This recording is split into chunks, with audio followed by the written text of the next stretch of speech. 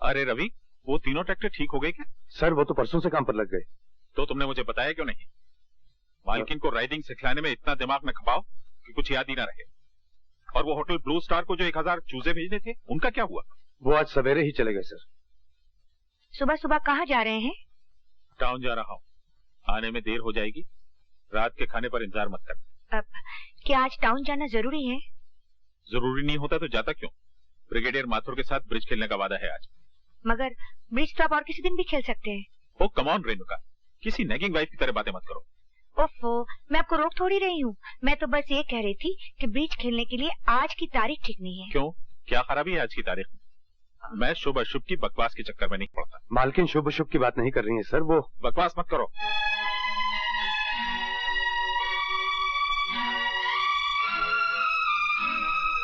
देख लिया ना, इन्हें ब्रिगेडियर के साथ ब्रिज खेलने की डेट याद है, मगर ये याद नहीं कि आज हमारी शादी की सालगिरह है।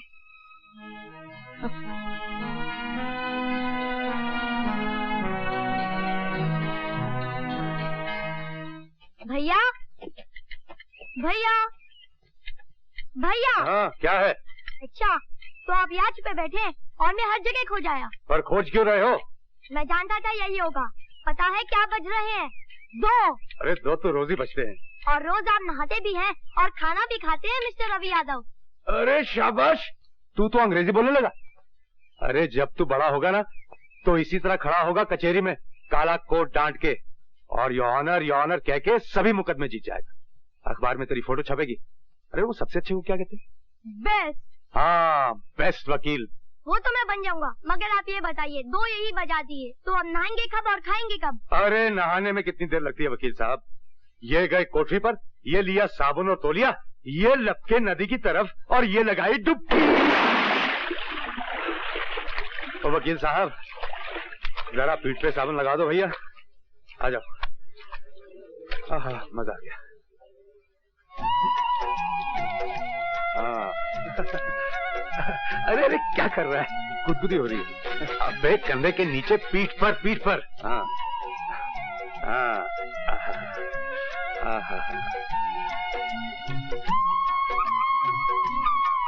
अरे अरे अरे अरे ये हाथ कहाँ जा रहा है? देख, मानेगा नहीं तो चड्डी निकालकर पानी में फेंक दूंगा। क्या बोला तू? चड्डी उतारेगा बदमाश? अरे अरे तू यहाँ क्या कर रही है? और इधर हाथ कहाँ जा रहा था? दिखता नहीं है क्या? पेट पर साबुन लगा रही हूँ। ये पीठ है। तू भाग यहाँ से, नहीं तो मैं क्या कर लेगा तू? घाघरा पहना हुआ है, उतार के दिखा। अरे तू तो बड़ी बेशर्म होती जा रही है पार्वती। अब तुझसे क्या शर्म? अब भाग यहाँ से, नहीं तो भिगो दूंगा। ए, चलते तवे पर छींटा मत मार पागल, नहीं तो छुट्टी कर दूंगी। अरे तू क्या छुट्टी करेगी? डुबो दूंगा नदी में। असल में तेरा नाम गलत रखा गया है। मेरा नाम पार्वती है, तुझे शंकर होना चाहिए था। छी छी छी छी, अपने छिछोरे मुंह से देवी देवताओं के नाम मत ले, बेशर्म। अरे इसमें बेशर्मी की क्या बात? आखिर तुझे एक दिन मेरा पति तो होना ही है। पति और पत्नी में क्या शर्म? देख पार्वती, मेरा कहा मान, तू बहुत अच्छी लड़की है, मेरे चक्कर में मत पड़। मेरी जिंदगी में रोहन के अलावा किसी और के लिए जगह नहीं है। तू रामदास है ना, उससे उसका नाम लिया, उससे आकर से शादी करूंगी क्या? मैं तो इसलिए कह रहा था क्योंकि रामदास देखा वाला है। देख रवि, उसका नाम मत ले। मगर वो कुत्ता आगे मेरी बहन को खा चुका है। मगर मैं उसकी बात फिर से निकाली तो तेरी छुट्टी कर दोगी। छुट्टी।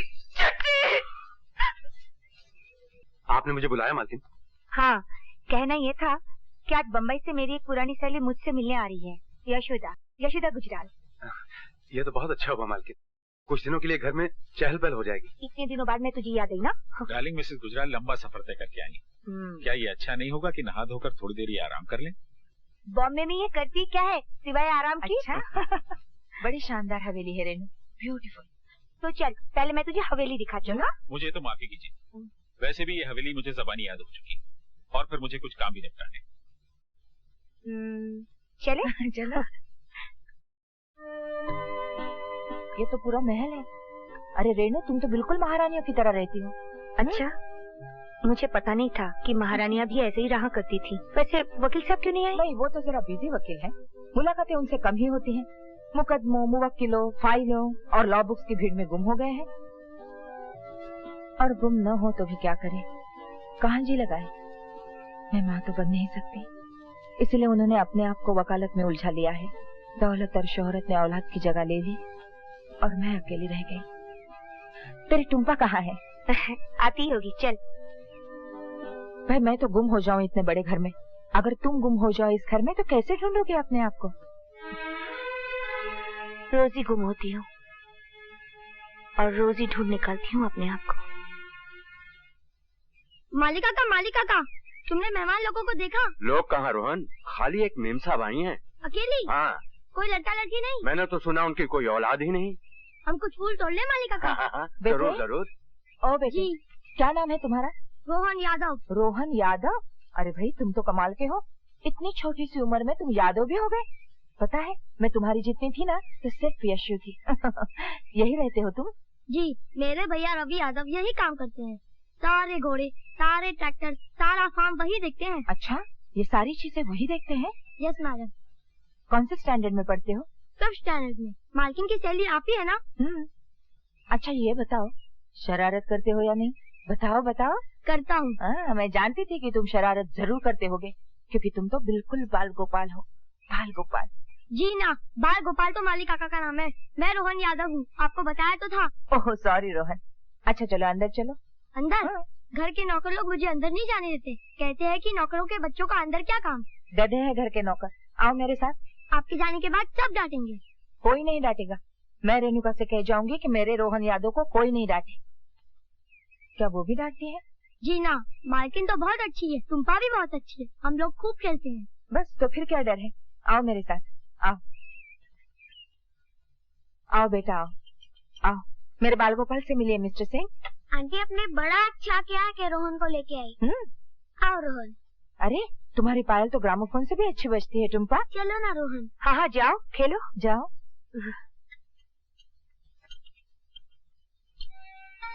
मालकिन तो बहुत अच्छी है और ये जो मेहमान आई है ये भी अच्छी है, मगर तुम मुझे बहुत अच्छे लगते हो।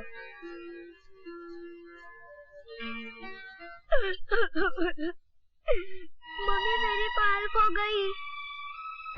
नौकरों के बच्चों के साथ खेलोगी तो और क्या होगा? रोहन चोर नहीं है। क्यों? क्योंकि वो तुम्हारे फेवरेट रवि यादव का भाई। पायल इसी लौंडे ने चुराई होगी। बोल इसकी पायल चुरा कर कहाँ रखी है? डैडी ये चोर नहीं है, ये मेरा फ्रेंड है। तुम चुप रहो बेटी। बोल। मैंने चोरी नहीं किया भैया। आप चुप रहिए मिसेस गुजराल। मालिक, मालिक, बिटिया की पायल तो गुलाब के झाड़ में पड़ी मिली है, ये देखिए। जरूर इसी ने छुपाई होगी। मैंने कहा था ना रोहन चोर नहीं है। मैंने चोरी नहीं किया भैया, मैंने चोरी नहीं किया। अरे इसीलिए तो मना करता हूँ, हवेली के अंदर और हवेली के बाहर के फर्क को पहचान रोहन। हम दोनों हवेली के बाहर की चीज है। चल। आपको बच्चे को मारना नहीं चाहिए था।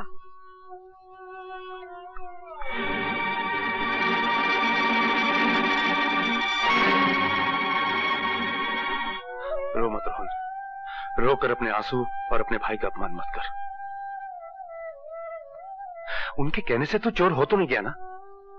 तू देख लेना, एक दिन मैं तुझे इतना बड़ा आदमी बनाऊंगा कि जिन लोगों ने आज तेरा अपमान किया है ना, वही लोग तुझे सलाम करने में अपना मान समझेंगे। मैं तो वहाँ जा ही नहीं रहा था, मगर वो मालकिन की मेहमान मुझे अंदर ले गई।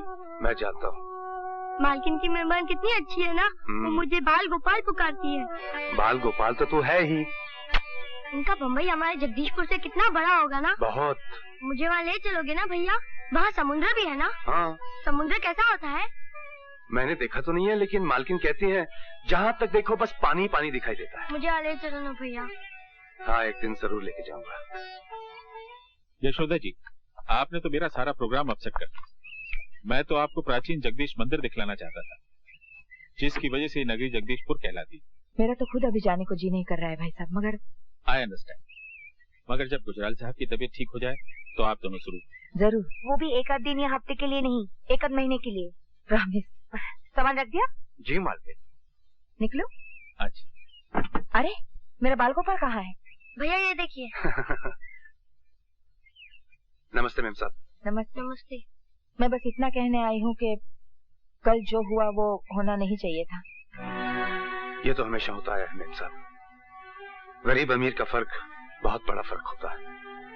लेकिन आप शायद नहीं समझ सकती, क्योंकि आपने तो गरीबी दूसरों के घरों में देखी होगी। इसलिए मैंने फैसला किया है कि मैं इसे गरीब नहीं रहने दूंगा। गरीब पर सबका हाथ उठ जाता है। मैं इसे पढ़ा लिखा कर वकील बनाऊंगा। वकील क्यों?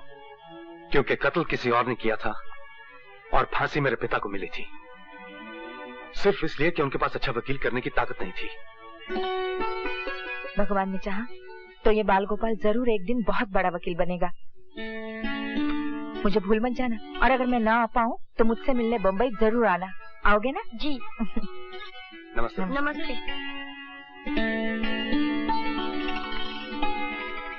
यशोदा के जाने के बाद फिर से अकेली हो गई ना। जब तक वो यहाँ नहीं आई थी तब तो मैंने अपने आप को समझा लिया था कि यही अकेलापन ही जिंदगी है, मगर उसकी आंखें चले जाने ने सब कुछ उथल पटल कर दिया। तुम इतने चुप क्यों हो? जी नहीं सुन रहा हूँ मालकिन। सुनते तो तुम पहले भी थे, मगर इतने चुप नहीं लगते थे। क्या बात है? कोई बात नहीं। अरे बातों बातों में हम लोग कितने आगे निकल आए। चलो वापस चलते हैं। नहीं मालकिन। ये क्या बदतमीजी है? मैं आपका हरण करूंगा। मैं आपको किडनैप करूंगा। क्या आप बकवास कर रहे हो? घबराइए नहीं मालकिन, मैं आपको कोई नुकसान नहीं पहुंचने दूंगा। मैंने आपका नमक खाया ना, जरूरत पड़ी तो आपके लिए जान भी दे सकता हूँ। है क्या मालकिन कि मैं अपनी कमाई से रोहन के लिए कोई भविष्य नहीं खरीद सकता। मालिक के पास ढेर सारे रुपए हैं। मैं उनसे आपकी आजादी का दाम लेकर आपको छोड़ दूंगा और वो रुपए लेकर बंबई चला जाऊंगा। वहां रोहन को खूब पढ़ाऊंगा लिखाऊंगा, बड़ा आदमी बनाऊंगा, ताकि फिर से उसे कोई चोर ना कह सके।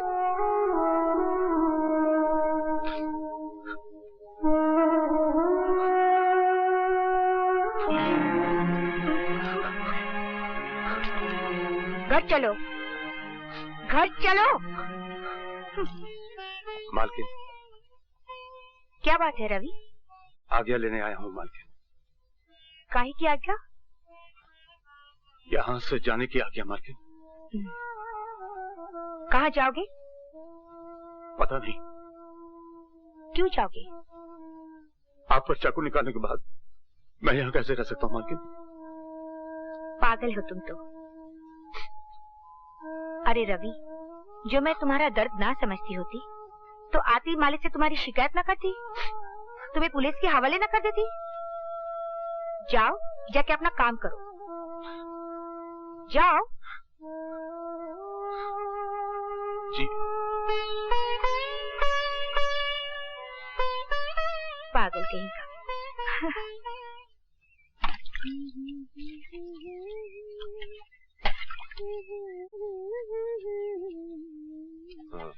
क्या?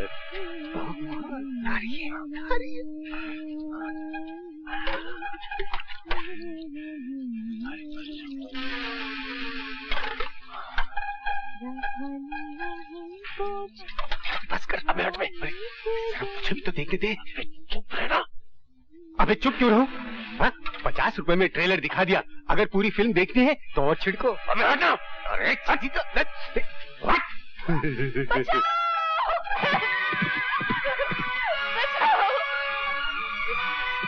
रवि!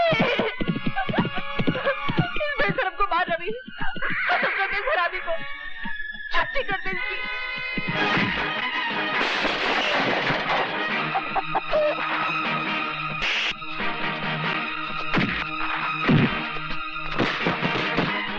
शर्म नहीं आती तुम्हें? जीजा जी होते हुए ऐसा करते हो?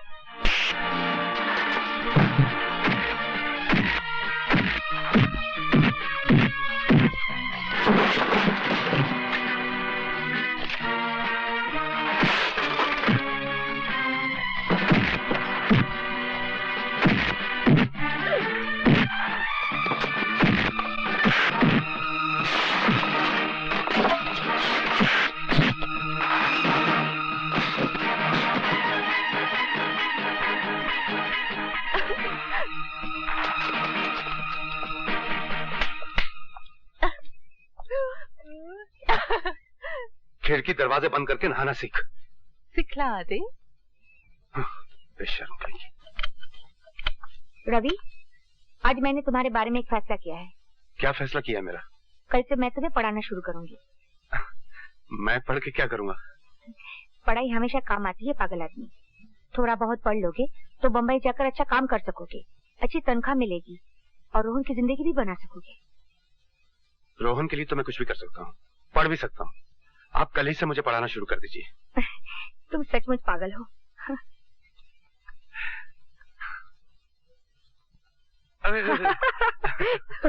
फिर भूलोगे? नहीं, फिर नहीं भूलूंगा। अच्छा, फिर से सुनाओ। BAT बैट, बैट माने बैट। CAT कैट, कैट माने बिल्ली। राइट। RAT रैट, रैट माने चूहा। That's right. क्या हो रहा है ये? अरे, मैं रवि को पढ़ा रही थी, मगर आप इतनी जल्दी कैसे आ गए? क्यों, मेरा आना बुरा लगा? बात करना सीखिए सिंह साहब। तुम जाओ यहाँ से। जी। मेरे घर में ये सब नहीं होगा। क्या सब नहीं होगा? क्या हो रहा था यहाँ? Shut up! चिल्लाइए मत। मैं तो आपको एक सरप्राइज देना चाहती थी। सोच रही थी रवि को इंग्लिश बोलते सुनकर आप खुश हो जाएंगे। मैं भी दिन भर अकेली पढ़ी पढ़ी करूँ भी तो क्या, वो पढ़ लिख जाएगा तो उसे कोई अच्छा काम मिल जाएगा, उसकी कमाई बढ़ जाएगी और वो रोहन को एक सलीके की जिंदगी दे पाएगा। नौकरों को अपने इतने पास आ जाने देना कोई अच्छी बात नहीं है रवि। इन छोटी बस्तियों में रहने वालों की जबानें बहुत बड़ी होती हैं। आपकी जबान भी कोई छोटी नहीं है।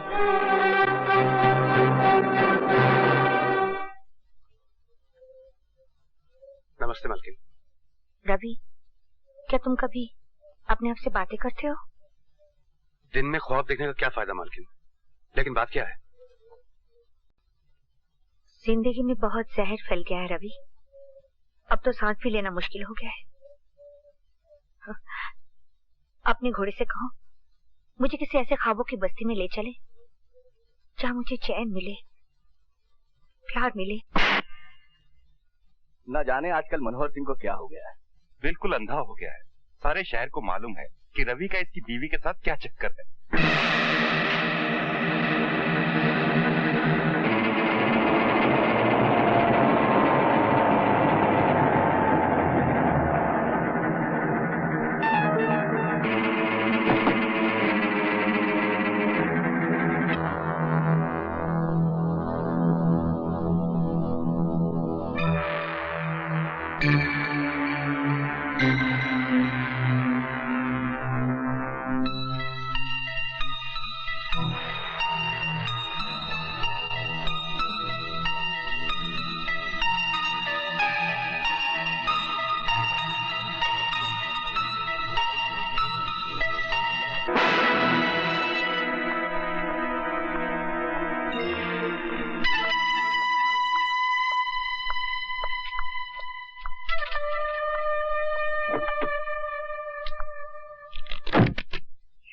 रवि, तू मुझे मेले में लेके जाएगा? बहुत प्यार करता है ना मुझसे। मेरी तरफ देख, मैं पहनी हूँ घाघर चोली, गाँव की गोरी।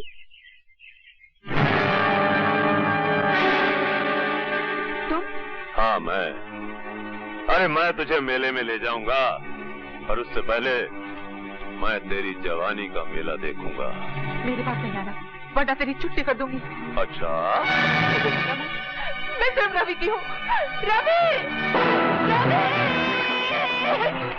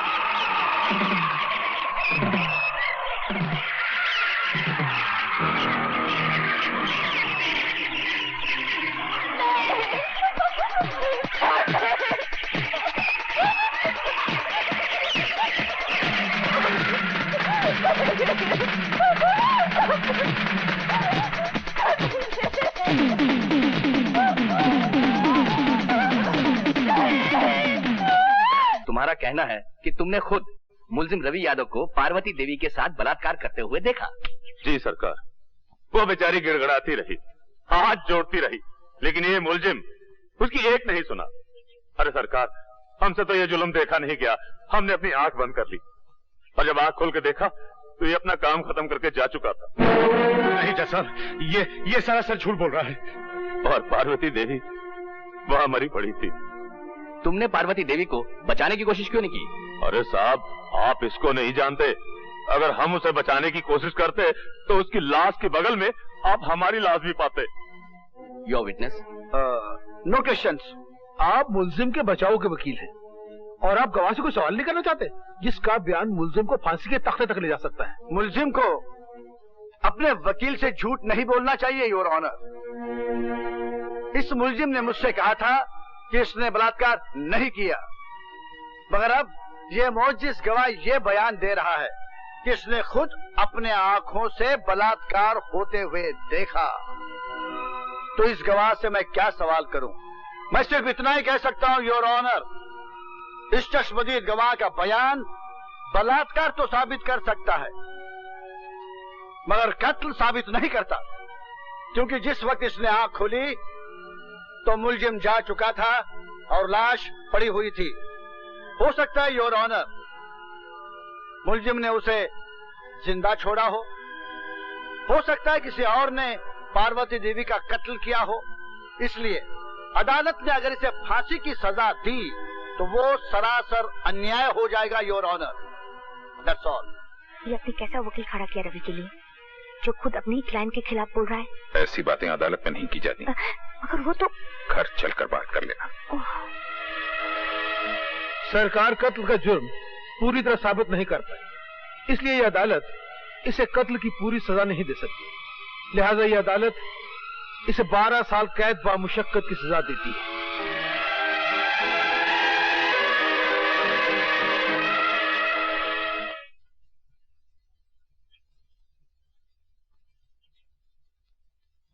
मालकिन,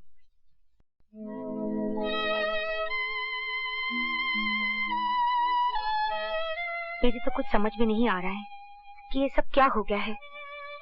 मुझे ऐसा लगता है जैसे मैं ही तुम्हारी दोषी हूँ। ये आप क्या कह रही हैं मालकिन?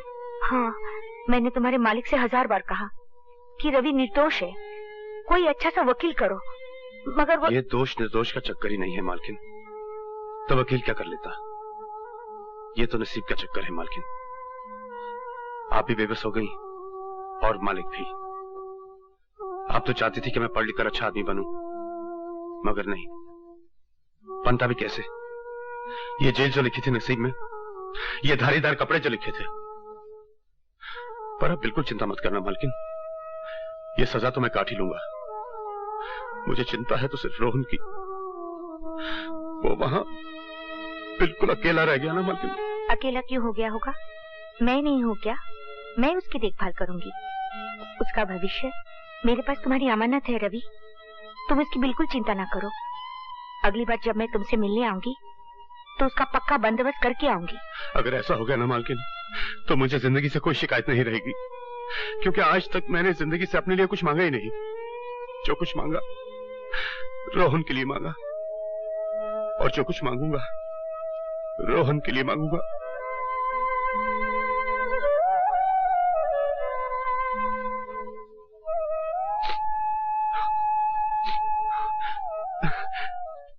नमस्ते। नमस्ते। आओ बेटा रोहन, क्या देख रहे थे? ये घर तुम्हारा है। भैया कहाँ है? भैया अभी आते होंगे। चलो। अच्छा मालकिन, मैं चलता हूँ। 3 बजे की गाड़ी से मुझे जगदीशपुर जाना है। नमस्ते। नमस्ते। चलो। आखिर मानी नहीं तुम यशोदा, ले आई से। अब ये हमारा बेटा है। What is your name बेटा? My name is Vasu Gujral. And what is your mother's name? Her name is Yashoda. Yashoda Gujral. हाँ। अब अपने डैडी का नाम बताओ और उनके चरण छुओ। मेरे डैडी का नाम सूर्यकांत गुजराल है। पाँव छूने की बिल्कुल जरूरत नहीं। यशोदा, तुम शौक से इसकी माँ बन सकती हो, मगर मैं इसका बाप नहीं बनूंगा। मैं किसी मुजरिम कातिल के भाई को गोद नहीं ले सकता। That is final। अब ये तुम्हारी माँ भी है और बाप भी, 2 in 1। तुम इन्हें माता श्री कहो, माता जी कहो, अम्मा कहो, मम्मी कहो, कुछ भी कहो, मुझे तुम डैडी नहीं कहोगे, क्या नहीं कहोगे? डैडी। हाँ, डैडी। डरो मत बेटा। क्या मैं उन्हें डैडी नहीं कह सकता? अरे ये तो उनका दुर्भाग्य हुआ ना कि तुम जैसा बेटा उन्हें डैडी नहीं कहेगा। तो फिर मैं क्या कहूँ?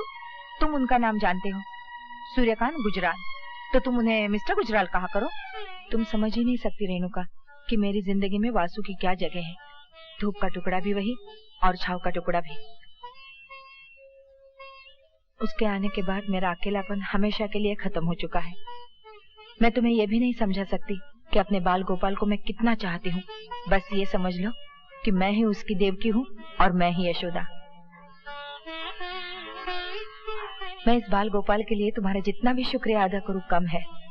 बहुत बहुत प्यार के साथ तुम्हारी यशोदा।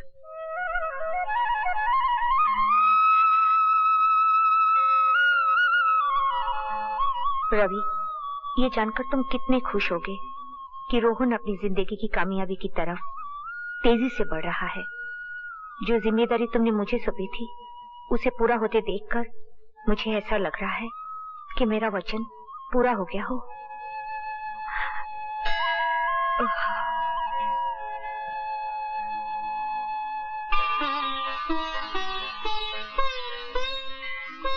भगवान, आज वासु का रिजल्ट निकलने वाला है, उसको कामयाबी दो।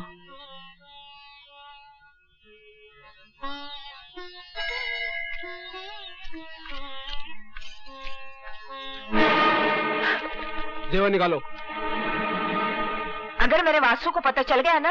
वासु क्या कुरुक्षेत्र, अर्जुन को गीता का उपदेश दे दे।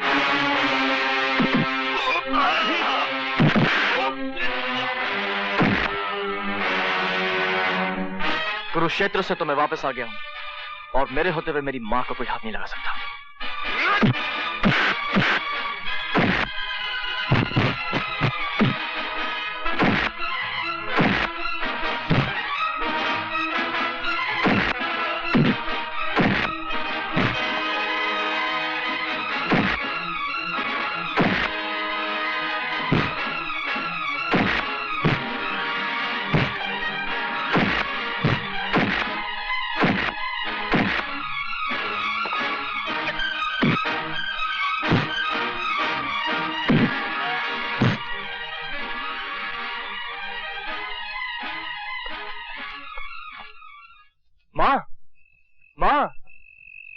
क्या शरारत की है जो मेरे पांव छू रहा है?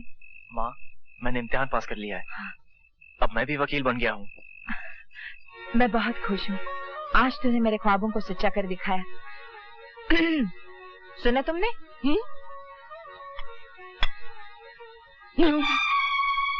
वकील साहब, आज तो मैं आपको पिताजी कह सकता हूँ ना? ना, गलती से पास हो गया होगा। पूछो इससे कि कॉलेज में रैंक क्या था इसका। नो नो, तुम्हें बेवकूफ बना रहा है। नो नो, ये पूछो कि स्टूडेंट्स कितने थे। नो नो मतलब ये कि आखिरी नंबर। यस। रैंक 9 हुआ तो क्या हुआ, पास तो हुआ है। तुमने भी अपनी गाड़ी का नंबर 9 लिया है, टेलीफोन का नंबर 9 चुना है, बंगला खरीदा है वो भी 9 नंबर का। मुझे ये 9 नंबर बहुत पसंद है क्योंकि ये शुभ नंबर है। शुभ नंबर है मगर मेरे लिए, इसके लिए नहीं।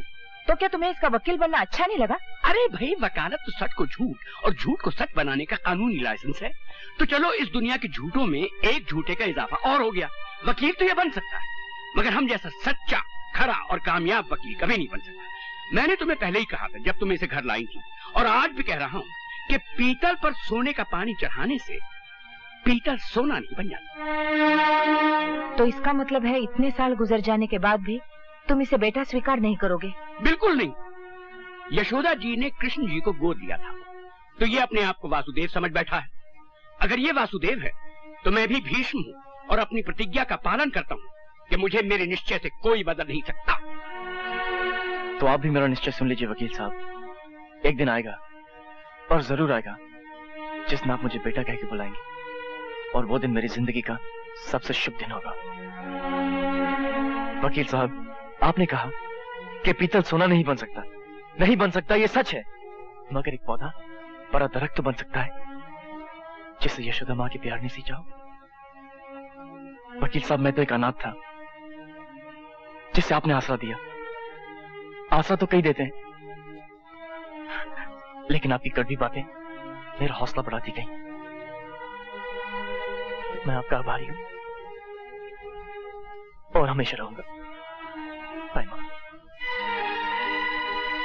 आप खुशी के समय भी कड़वी कड़वी बातें करने से बाज नहीं आते? अरे, उसकी छोटी सी कामयाबी पे तुम इतनी खुश दिख रही हो और मेरी किसी भी कामयाबी पे तुमने इतनी खुशी नहीं दिखाई। हाँ, औरत को बेटे की कामयाबी पति की कामयाबी से हमेशा बड़ी लगती है।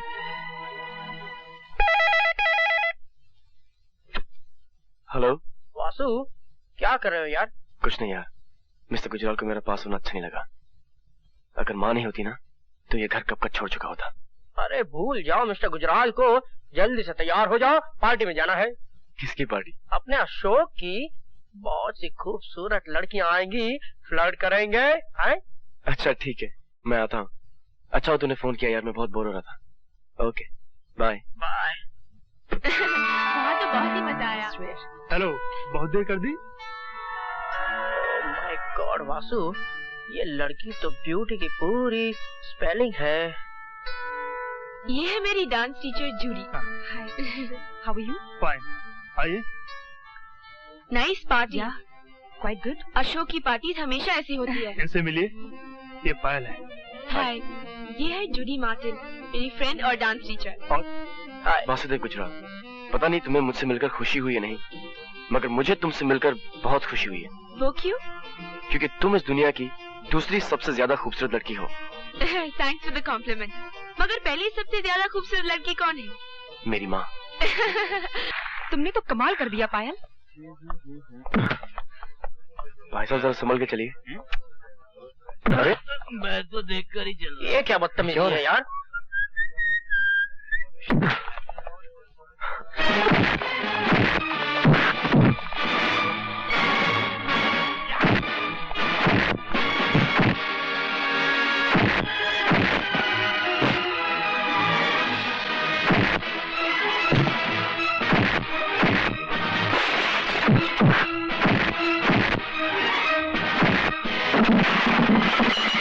गुजराल, मैं अशोक बोल रहा हूँ, आप जल्दी से आ जाइए।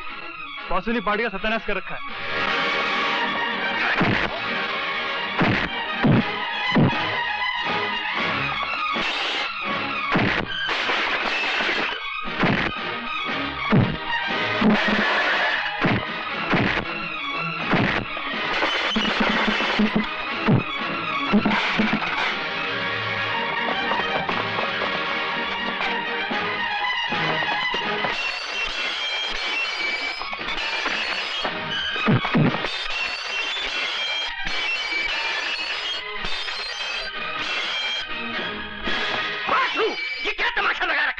मिस्टर गुजराल, मैंने तो कुछ नहीं किया है। शुरू इन्होंने किया था, लेकिन खत्म मैंने किया है। क्या क्या किया है आपके बाल गोपाल ने, ये पूछे मुझसे। तुम तो हमेशा उसके पीछे हाथ धो के पड़े रहते हो। पार्टी का सत्यानाश कर दिया उसने, और बर्तन तोड़ने में तो दुनिया में उसका कोई मुकाबला नहीं कर सकता। ही इज अ वर्ल्ड चैंपियन। क्या शटाशट प्लेटें फेंकी हैं। होटल का बिल कम से कम 15 या 20 हजार का होगा। जी नहीं मिस्टर गुजराल, 8,624 रुपए 80 पैसे का बिल था, वो मैंने एक दोस्त से उधार लेकर अदा कर दिया। Thank you very much. मगर वासु, माँ, बर्दाश्त की भी हद होती है। मैं जान सकता हूँ कि आप क्या बर्दाश्त कर रहे हैं? सॉरी मिस्टर गुजराल, मगर इस वक्त मैं अपनी माँ से बात कर रहा हूँ। देखा आपने, सुना? वासु, मुझे यकीन है जो कुछ भी तुमने किया वो मजबूर होकर ही किया होगा। Thank you mummy, thank you very much. मगर अब मैं मिस्टर गुजराल के साथ नहीं रह सकता। पागल मत बनो। अरे इनकी बातों का बुरा क्या मानना, इन्हें तो काट खाने का शौक है। नहीं माँ, अब मैं आपकी जिंदगी में इल्जाम बनकर जीना नहीं चाहता। अब आप मुझे अपने पांव पर खड़े होने की इजाजत दे दीजिए। मिसेस गुजराल, ये जो मांग रहा है दे दीजिए ना इसे। ये अपने पांव पे खड़ा होना चाहता तो खड़ा होने दीजिए। ऐसी बातें करते हो तुम? माँ, मिस्टर गुजराल ठीक कह रहे हैं। क्या तू मुझे छोड़कर चला जाएगा? तुम ये कैसी बातें कर रही हो माँ? मैं तो तुम्हारी ममता की परछाई हूँ। तुमसे अलग तो मेरा कोई वजूद ही नहीं। तुम मुझे जब भी पुकारोगी अपने पास पाओगी।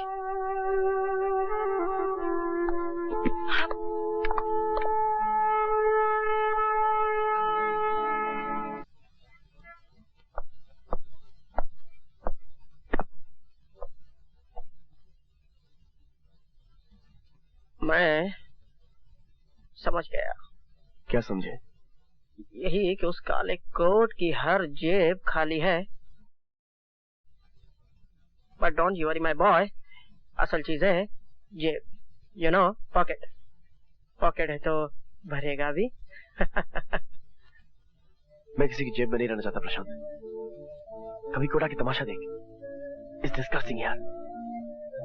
4 महीनों के अभी तक केस नहीं मिला। लगता है आज लंच नहीं खाया। मेरी जेब में हाथ डालो और 20-20 के 2 नोट हैं, उसमें से एक उठा लो और जाकर छोले भटूरे खाओ। फिर बात करेंगे।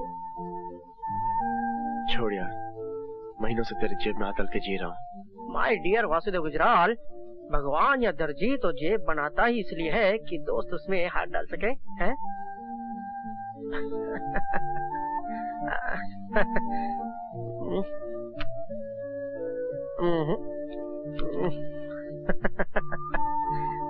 चलता हूँ।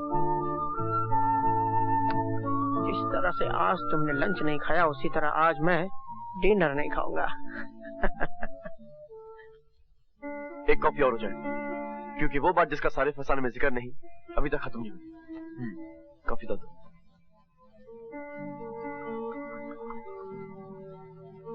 Thank you. बस तुमने मेरी कहानी तो पूरी सुन ली है। अब मैं तुम्हें एक अदद फुटनोट सुनाता हूँ। फुटनोट यह है कि आम आदमी के खून की तरह मेरा खून भी लाल ही है, ब्लू नहीं। Don't talk rubbish. मैं तो खानदान वानदान और बैकग्राउंड के चक्कर में पड़ती ही नहीं। असल चीज तो आदमी है, द इंडिविजुअल। मैं गंगा जमुना बैकग्राउंड वाले बहुत से लिटरों को जानती हूँ। उनके ब्लू ब्लड से इतनी बदबू आती है कि तुम मिनट भर उनके पास ठहर नहीं सकते। यानी आई हैव अ चांस? यानी you have more than a chance. You are a fighter यार। और मैं अभी अपनी स्टेटमेंट पर एक किस की सील लगाने को भी तैयार हूँ। किस को तो अभी टाली जाओ, क्योंकि मुझे अभी एक किस से ज्यादा एक केस की जरूरत है। केस? तुम मेरे किस पर एक केस को प्रेफरेंस दोगे? वो किस तो मेरा हो ही चुका है, राइट? मगर अभी मैंने उस किस पर अपना हक कहाँ साबित किया है? ये तो साबित कर लेने दो कि मैं एक फाइटर हूँ, और ये साबित करने के लिए मुझे एक ऐसा केस चाहिए जो मेरी वकालत को अपने पैरों पर खड़ा कर सके। पैरों पर खड़ा कर सके? I've got it. Got it? Got what? I mean पैर। एक case. Case of the missing feet. Hi everybody. Grandpa. ये है मेरे दोस्त वासुदेव गुजराल। नमस्ते। ये बोल नहीं सकते। और ये है मम्मी। ये देख नहीं सकती। और ये है, इन्हें तो मैं पहचानता हूँ। ये है तुम्हारी डांस टीचर जूडी। हाय जूडी। याद है पहली बार जूडी ने कहा था that we are made for each other? और जूडी जैसे ही तुमने कहा था मैं तब से मान गया।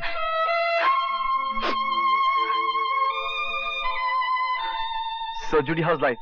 How's your dancing life? life. Dancing life. Sorry Judy, मगर मैंने तो ऐसी कोई बात नहीं कही। जूडी की जिंदगी से डांस निकल चुका है वासु। मगर ये हुआ कैसे? एक ड्रंक ट्रक ड्राइवर इसे कुचलता हुआ निकल गया। ये 4 घंटे तक वहाँ पड़ी रही। फिर कहीं पुलिस आई और इसे अस्पताल ले गई। जब इसे होश आया तो इसकी टांगे काटी जा चुकी थी। इन्होंने तो पुलिस को ट्रक का नंबर भी बताया, मगर पुलिस दूसरे जरूरी काम में उलझी हुई थी। मैंने भी जिद पकड़ ली कि ये केस यही नहीं खत्म होगा, और अल्टीमेटली पुलिस को ये केस कोर्ट तक ले जाना पड़ा। मगर सामने वाले बहुत पैसे वाले थे। जज पर दबाव पड़ा और जज ने जूडी की कटी हुई टांगों का कॉम्पेंसेशन 20,000 ठहराया। अगर ये कॉम्पेंसेशन ठीक है तो कोई बात नहीं, ठीक नहीं है तो फिर लड़ो ये केस। लड़ोगे? हाँ लड़ूंगा और जीतूंगा भी। जूडी, इस एक्सीडेंट का कोई गवाह है? हाँ वासु, हाँ। 2 गवाह हैं, एक वैश्या और एक उसका ग्राहक। वो बेचारी गाड़ी से उतरकर आई भी और उसका ग्राहक पुलिस लेने गया, मगर वो आया ही नहीं। उसके बाद वो बेचारी वैश्या ने पुलिस को खुद इन्फॉर्म किया। तो क्या वो गवाही देने आई थी? क्या बात करते हो वासु? जो लोग जज पर दबाव डाल सकते हैं वो भला एक सड़क छाप वैश्या को गवाही देने देंगे? नहीं नहीं नहीं, फिर जूडी के वकील को गवाही लेना नहीं आएगा। जूडी, एफआईआर किस पुलिस स्टेशन में लिखवाई गई थी? Nagpada police station. नागपाड़ा। उस वैश्य का पता तो मैं आपको बतला दूंगा मिस्टर गुजराल, मगर मेरी मानिए तो आप इस केस में हाथ मत डालिए। क्यों? क्योंकि रत्नाबाई को आप नहीं जानते उसकी ताकत और उसकी पहुंच को मैं अच्छी तरह जानता हूँ। रत्नाबाई जो कुछ भी हो, कानून से बड़ी तो नहीं होगी इंस्पेक्टर सामंत, पता नहीं। खैर, उनका कद नाप कर आपको बता दूंगा। फिलहाल आप मुझे उनका पता बताइए। देखो साहब, वो हरामी असली पुलिस वाला अफसर है, बीवी बच्चे वाला भी है। वो साला ट्रक ड्राइवर को पहचान लिया था। अच्छा, अपना इज्जत बचाने को भाग गया था सेठ। घर वाली को कैसे बोलता मेरे साथ उस टाइम क्या कर रहा था। ये इज्जत भी बड़ी लफड़े वाली चीज है सेठ। उसका नाम क्या है और रहता कहाँ है? यरवड़ा जेल में ड्यूटी कर रहा है। नाम धनीराम है। 5 लाख खर्चता इसने। Vasudev Gujral, please sit down. Thank you. हाँ तो कहिए मिस्टर गुजराल, मैं आपकी क्या सेवा कर सकता हूँ? एक केस के सिलसिले में आपको थोड़ा सा कष्ट देना था। मुझे? जी हाँ, क्योंकि आप चश्मदीद गवाह हैं। मैं बॉम्बे के किसी केस में चश्मदीद गवाह हूँ? That's right. चश्मदीद गवाह होने का मतलब ये कि केस क्रिमिनल है। That's right. क्या केस है? पहले आप मुझे ये बताइए कि आप चंपा नाम की किसी सड़क छाप लड़की को जानते हैं? It's none of your business, mister Gujral. That's right, mister Vinayak. मगर इन दैट केस मुझे आपको समन करना पड़ेगा, और वो मैं करना नहीं चाहता, क्योंकि कुछ ही दिनों में आप रिटायर होने वाले हैं और आपका सर्विस रिकॉर्ड बेदाग है। मिस्टर विनायक, मैं अपना होमवर्क करके आया हूँ। मुझे आपसे सिर्फ इन्फॉर्मेशन चाहिए, और वो भी ऑफ द रिकॉर्ड, वरना खामखा आपकी घरेलू जिंदगी गड़बड़ हो जाएगी। Thank you. मिस्टर विनायक, कुछ दिनों पहले आपने ग्रांट रोड पर एक कार एक्सीडेंट देखा था। ग्रांट रोड पर? याद कीजिए, चंपा भी आपके साथ थी। गलती उस घायल होने वाली औरत की थी या उस ड्राइवर की? ड्राइवर की। Are you sure? 100%। कानून मुर्दा लफ्जों का ढेर नहीं है योर ऑनर। कानून आंखों पे पट्टी बांधे, हाथ में तराजू लिए खड़ी कोई मूर्ति भी नहीं है। कानून समाज की जीवन प्रणाली है, समाज की शह रग है। मैं ये सब इसलिए कह रहा हूं योर ऑनर, क्योंकि इस केस में कानून ने अन्याय ही नहीं बल्कि अपना अपमान भी किया है। मिस्टर गुजराल, आप कंटेम्प्ट ऑफ कोर्ट की सीमा रेखा तक आ चुके हैं। सच कभी अदालत की तौहीन नहीं कर सकते योर ऑनर, लेकिन आप पहले पूरा सच तो सुन लें। आपने उस लड़की की हालत नहीं देखी जिसकी फरियाद लेकर मैं आपके पास आया हूं। वो एक डांसर थी, डांसिंग उसकी जिंदगी थी और उसकी रोजी भी। उसके घुंघरू उसके खानदान का पेट पालते थे। उसके घुंघरू उसके छोटे भाई बहन की स्कूल की फीस देते थे, अंधी मां की दवाई का दाम देते थे, घर का किराया देते थे, बिजली का बिल देते थे। लेकिन योर ऑनर, घुंघरू पहनने के लिए तो पैरों की जरूरत होती है, जो अब जूडी के पास नहीं है। इसलिए मैं अदालत को यह बताने की कोशिश कर रहा हूं कि उस एक्सीडेंट में जूडी की टांगें नहीं कटी थी। उस एक्सीडेंट में जूडी की खानदान की जिंदगी कट गई थी। एक खानदान की जिंदगी का मुआवजा सिर्फ 20,000, सिर्फ 20,000 your honour. But mister Gujral. Your honour, मैं यहां मुआवजा मांगने नहीं आया हूं। मैं यहां इंसाफ की तलाश में आया हूं, क्योंकि इंसाफ ही उस औरत के जख्मों का मलहम बन सकता है। मगर कानून सिर्फ कटी हुई टांगों का मुआवजा दे सकता है मिस्टर गुजराल। मैं मानता हूं योर ऑनर, मगर पहले उस पैर की कीमत तय करनी पड़ेगी। एक डांसर की पैर की कीमत क्या हो सकती है योर ऑनर? एक डांसर की पैर की कीमत तो कोई बिरजू महाराज ही तय कर सकते हैं। मैं समझता हूं mister Gujral, I understand. No your honour, you still don't understand. अब तक इस अदालत ने मिस जूडी को देखा ही नहीं, इसलिए मैं दरख्वास्त करूंगा कि यह अदालत एक कमीशन बनकर मिस जूडी के घर चले और देखे कि उस घर में मिस जूडी के कटे हुए पैरों का क्या मतलब है, और उन कटे हुए पैरों का मतलब समझ लेने के बाद यह अदालत मिस जूडी के लिए कोई मुनासिब मुआवजा तय करे। That's all your honour.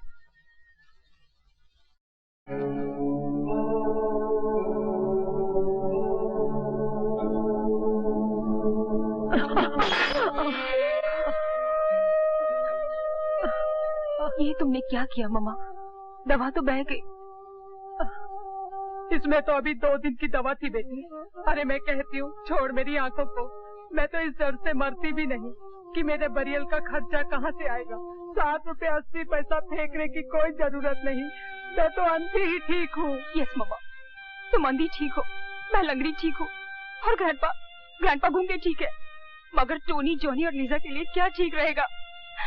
वैसे इसको हुसैन तीनों का नाम कर चुका है। खैर, टोनी और जॉनी किस्सा विसा काट के जी लेंगे, मगर लीजा क्या करेगी मम्मा, क्या करेगी? अब अंदर चलें your honour? By God mister Gujral, ये जिंदगी तो कोई 10 मिनट भी नहीं जी सकता। You're wrong, your honour. ये जिंदगी तो ये लोग जिंदगी भर जिएंगे। चलिए। And you? मैं बाद में आऊंगा। Excuse me. जज साहब, आप प्लीज जज साहब, हम पर दया कीजिए। मुझे मालूम है कि 6 महीने का किराया देना बाकी है। मैं कुछ न कुछ करके ये किराया अदा कर दूंगी सर। आप लैंडलॉर्ड को इतना बता दीजिए कि जूडी एक मजबूर छोकरी है। बस सर, मुझे थोड़ा सा वक्त दीजिए प्लीज। नहीं नहीं, मैं तुम्हें यहाँ से निकालने नहीं आया हूँ। मैं तो तुमसे ये कहना चाहता हूँ कि तुम्हें वाकई कम मुआवजा मिला था। तुम्हें कम से कम 5 लाख मुआवजा मिलना चाहिए, ताकि तुम अपने खानदान समेत इज्जत के साथ जी सको, अपनी माँ का इलाज करवा सको, अपने भाइयों और बहनों को अच्छी एजुकेशन दे सको। Thank you sir, thank you very much. मेरा शुक्रिया मत अदा करो जूडी, अपने वकील मिस्टर वासुदेव गुजराल का शुक्रिया अदा करो जो मुझे यहाँ लाए। Thank you mister Gujral. Thank you sir. मेरे ख्याल में तो 5 लाख ठीक रहेगा mister Gujral. Yes sir. Okay. Thank you, thank you. वो 2 टके का वकील कौन है जिसने हम पर 5 लाख रुपए का जुर्माना ठुकवा दिया? कोई नया छोकरा है सरकार। तो खरीद क्यों नहीं लिया उसको? तब किसको पता था सरकार कि वो इस केस का गड़ा मुर्दा उखाड़ कर जूडी को 5 लाख रुपए कॉम्पेंसेशन दिलवाएगा। और सुना है कि वो छोकरा बिकाऊ भी नहीं है। बिकाऊ नहीं है तो खर्च कर दो साले को। एक ससुरी नाचने वाली की टांगों के लिए 5 लाख। मुबारक हो रवि यादव, आज फिर 212 से तुम रवि यादव हो रहे हो। तुम्हें तुम्हारी पहचान वापस मिल रही है। 12 बरस के बाद रवि यादव का नाम सुना है साहब। कुछ दिन तो लगेंगे ये समझने में कि ये नाम मेरा ही है, लेकिन कम से कम दिन लगाना। जल्द से जल्द ये भुलाने की कोशिश करना रवि यादव कि 12 साल तक तुम सिर्फ 212 रहे। अब तुम्हारा क्या इरादा है? अपने रोहन को खोजना है साहब। आप तो जानते हैं उसके सिवा मेरा कोई है ही नहीं। आपने भी तो उसका पता लगाने की कितनी कोशिश की थी। हाँ, न तुम्हारी मालकिन का पता लगा और न ही तुम्हारे भाई का। मगर हैरानी की बात यह है कि इस तरह 2 जीते जागते लोग लापता कैसे हो गए?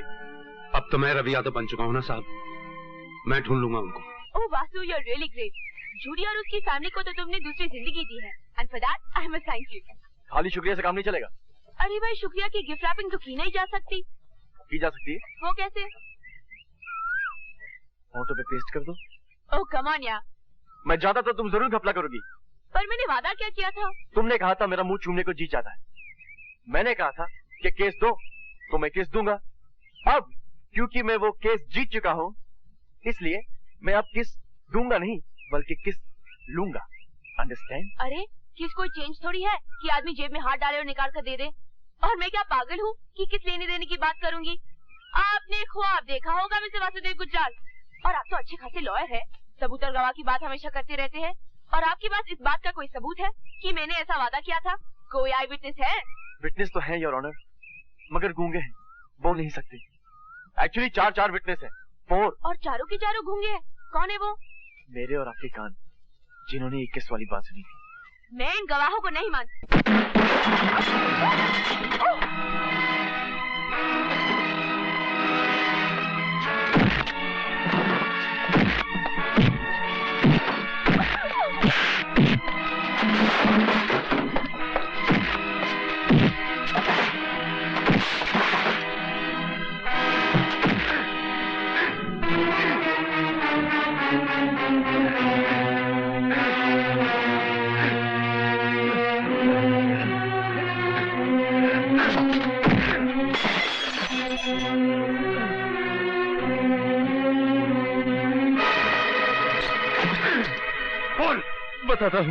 बताता हूँ, मालिक ने मुझे माल खिलाया था कि मैं तुम्हें बीच से हटा दूं।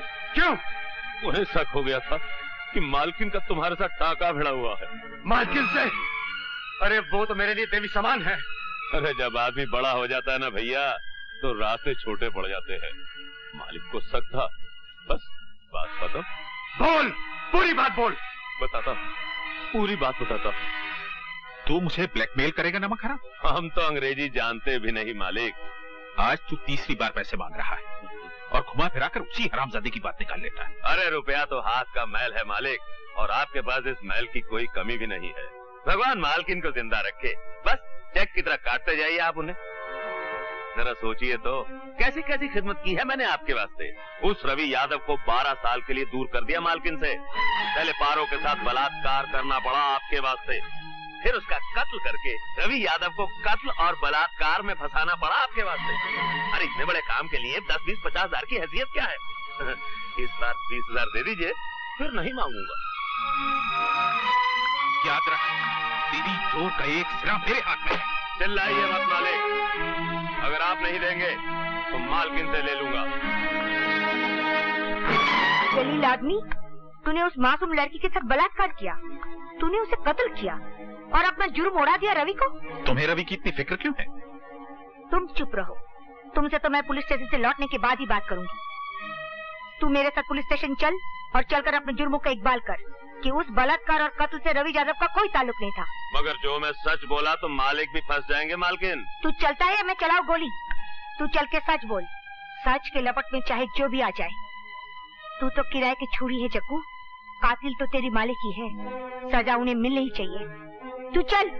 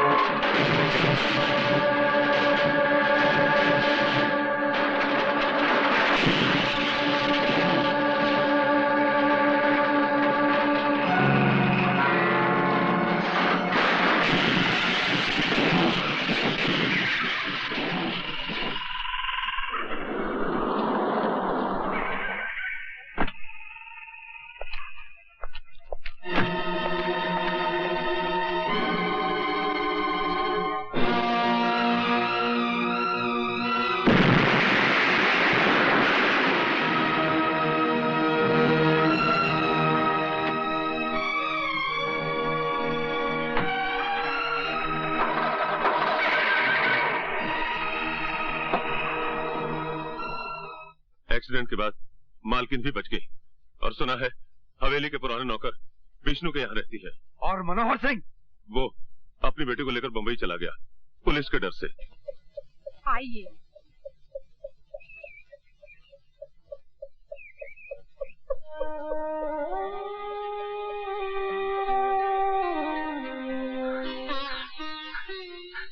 मालकिन, मालकिन, आपको जिंदा देखकर मैं खुशी से पागल हो रहा हूं। मालकिन, मालकिन याद कीजिए, मैं रवि हूं, रवि यादव। अभी अभी जेल से छूट के आया हूं। मैंने कभी तुम्हें देखा ही नहीं। मैं आपके यहाँ नौकरी किया करता था मालकिन। आप मेरे साथ घोड़े पर सवारी करने जाया करती थी, और आपको सवारी करते देखकर मेरा छोटा भाई रोहन हंसा करता था। वो छोटा सा रोहन आपकी टुम्पा का दोस्त। टुम्पा कहाँ है मालकिन? मेरा भाई रोहन कहाँ है? कौन टुम्पा, कौन रोहन? मैं किसी रोहन और टुम्पा को नहीं जानती। ऐसा मत कहिए मालकिन, ऐसा मत कहिए। याद कीजिए मालकिन, भगवान के लिए याद कीजिए। आपने मुझसे वादा किया था कि मेरे जेल से छूट के आ जाने तक आप रोहन का ख्याल रखेंगी। कहाँ है मेरा भाई रोहन? याद कीजिए मालकिन, बताइए ना। हमारे वैजी ने बहुत कोशिश की बेटे, पर इसकी याददाश्त वापस नहीं आई। तुम इसे शहर ले जाओ और किसी अच्छे डॉक्टर को दिखाओ।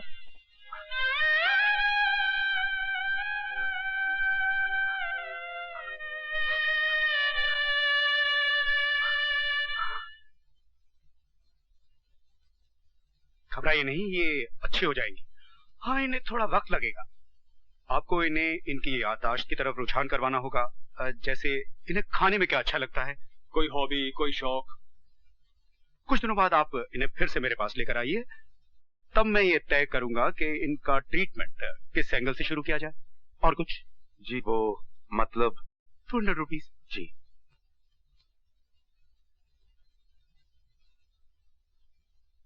चलिए मालकिन। Thank you doctor. You welcome.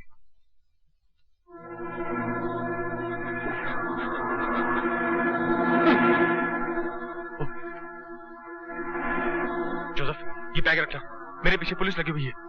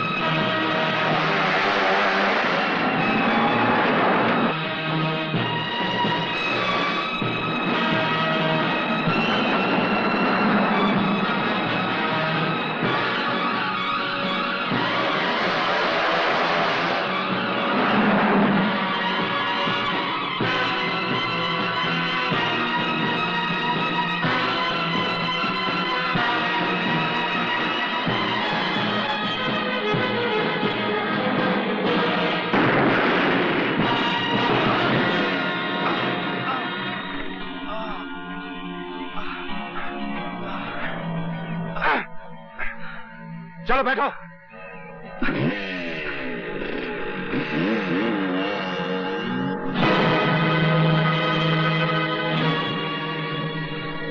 चलो उतरो। मेरा नाम जोसेफ लोबो है। तुम्हारा नाम क्या है? मैं तुम जैसों को अपना नाम नहीं बताया करता। तुम्हारे लिए मैं 212 हूँ। 212? अच्छा ये बताओ 212, जब तुम मुझ जैसे को अपना नाम नहीं बता सकते तो फिर तुमने मुझे बचाया क्यों? मैं 1 नंबर का आदमी हूँ और तुम्हारे पास 2 नंबर का माल है। अच्छा, मतलब तुमने मुझे नहीं इस बैग को बचाया। आदमी तेज भी हो, काम के भी हो। अब तुम मुझे वो कहावत सुनाओगे कि जान है तो जहान है। ये लो। अपना गंदा बैग अपने पास रखो। अपनी जान बचाने की मजदूरी निकालो। 10,000 रुपए। 10,000? मेरी जान की कीमत उससे कहीं ज्यादा है 212। 10,000 निकालो, मुझे देर हो रही है। जानते हो इस बैग में कितना माल है? 80 लाख के हीरे और 10 लाख कैश। अब भी सिर्फ 10,000 लोगे? बहुत बकते हो तुम। 10,000 रुपए निकालो और अपना रास्ता नापो। कमाल के आदमी हो। 4 दिन मेरे साथ काम करो, करोड़पति बना दूंगा। मैं तुम जैसे मैले आदमियों के साथ काम नहीं किया करता। अच्छा मान लो अगर मुझे तुम्हारी जरूरत पड़े तो? जब मुझे तुम्हारी जरूरत पड़ेगी तो मैं तुम्हें ढूंढ लूंगा। I don't understand you. कोशिश भी मत करना। ये 212 क्या नाम हुआ? वो तो अपना नाम यही बताता है सर, और हमें नाम से क्या मतलब, हमें तो काम लेना है। और ये आदमी हमारे बहुत काम का है सर। ये भी ठीक है, वो जो मांगे वो दो, लेकिन भर्ती कर। इसी बात पर तो वो तैयार नहीं होता सर। मैंने उसे बहुत समझाया, पर वो यही कह गया कि जब उसे कोई जरूरत होगी तो वो खुद आ जाएगा। उसने तो अपना पता तक नहीं बताया। अजीब आदमी है, 1,00,000 2 लाख ले सकता था, बस 10,000 लेके गया। भगवान करे उसे जल्दी ही कोई जरूरत पड़े और वो मिलने आए। वो तो बहुत ही काम का आदमी है, मगर वो मुस्तकिल काम नहीं करेगा रत्नाबाई। तू क्या जाने रत्नाबाई और रत्नाबाई की कशिश को? मैं तो चुंबक हूँ, चुंबक। बको मत रत्ना, तुम ढल चुकी हो, गीली बारूद का ढेर हो। उस 212 को मुझ पर छोड़ दो। आओ बच्चों, आओ आओ आओ। ये लो। अरे जल्दी मत करो, सबके लिए बहुत है। ये लो, तुम भी लो। हाँ, एक एक, सिर्फ एक एक। हाँ, ये लो, सबके लिए है। ये लो, बस एक एक एक, और मेरा नाम विद्या है, मैं स्कूल की टीचर हूँ। जानता हूँ, मेरा नाम रवि है। आप बच्चों को ये किताबें, पेंसिल? जिंदगी में खुद तो लिख पढ़ ना सका, इसलिए जब भी पैसे हाथ लगते हैं इन बच्चों पर खर्च करता हूँ। मन को शांति मिलती है। कहाँ रहते हैं आप? वो सामने वाले मकान में। कुछ दिन हुए इस मोहल्ले में आया हूँ। अगर शाम को स्कूल बंद होने के बाद कुछ देर के लिए आप मेरे घर आए तो बहुत उपकार होगा। जरूर आऊंगी।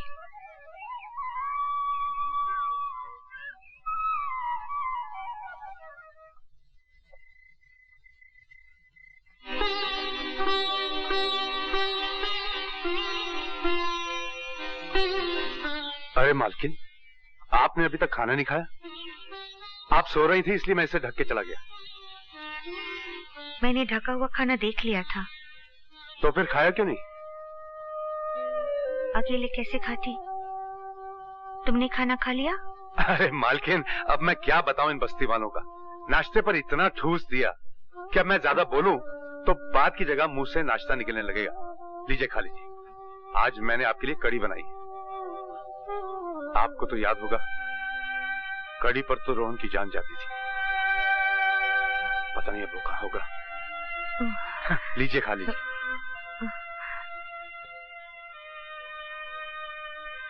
अच्छा,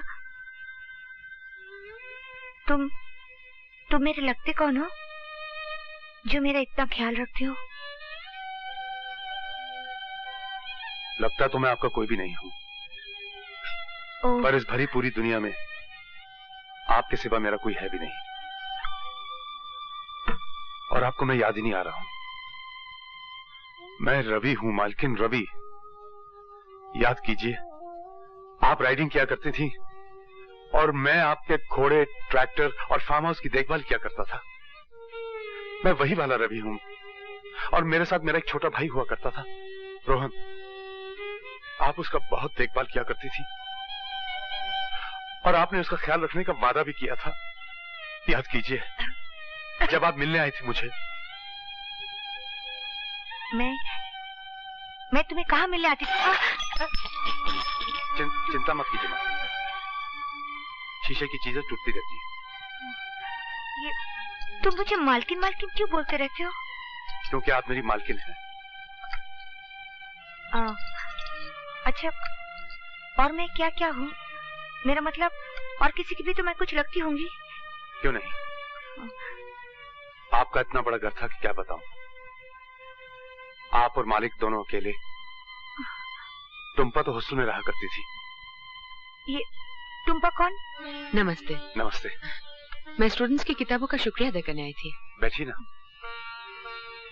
और हाँ, ये बिल्कुल वैसी किताब है, BAT bat, CAT cat, RAT rat, जो आप मुझे पढ़ाया करती थी।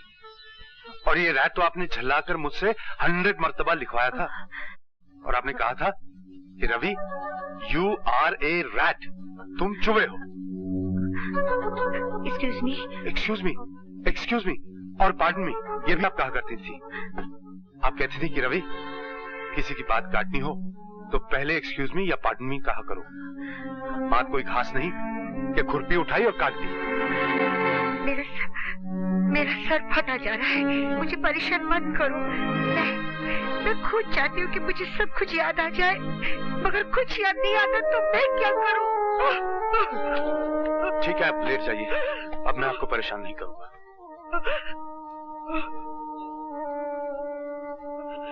आप बैठिए, मैं चाय बना के लाता हूँ। चाय वाय छोड़ी, मैं घर चलती हूँ। बाहर इतनी जोरदार बारिश हो रही है, आप घर कैसे जाएंगे? बारिश का क्या पता कब रुके। मैं आपको छोड़ देता हूँ।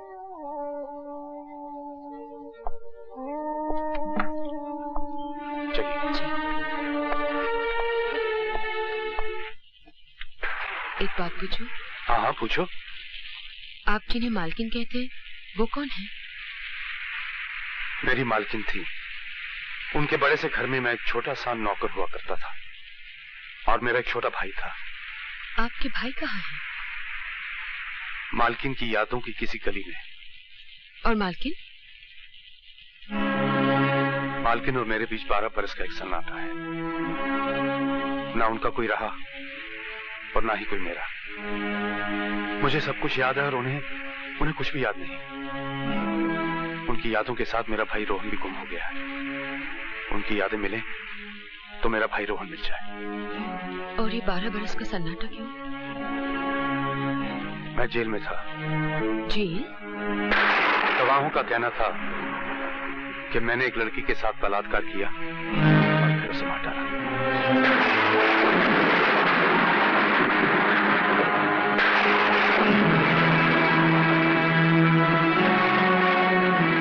जज ने मेरी बात नहीं मानी और मेरे पास अपनी बेगुनाही साबित करने के लिए ना कोई सबूत था और ना ही कोई गवाह। तुम्हारा जी चाहे तो जज की बात मान लो और जी चाहे तो मेरी।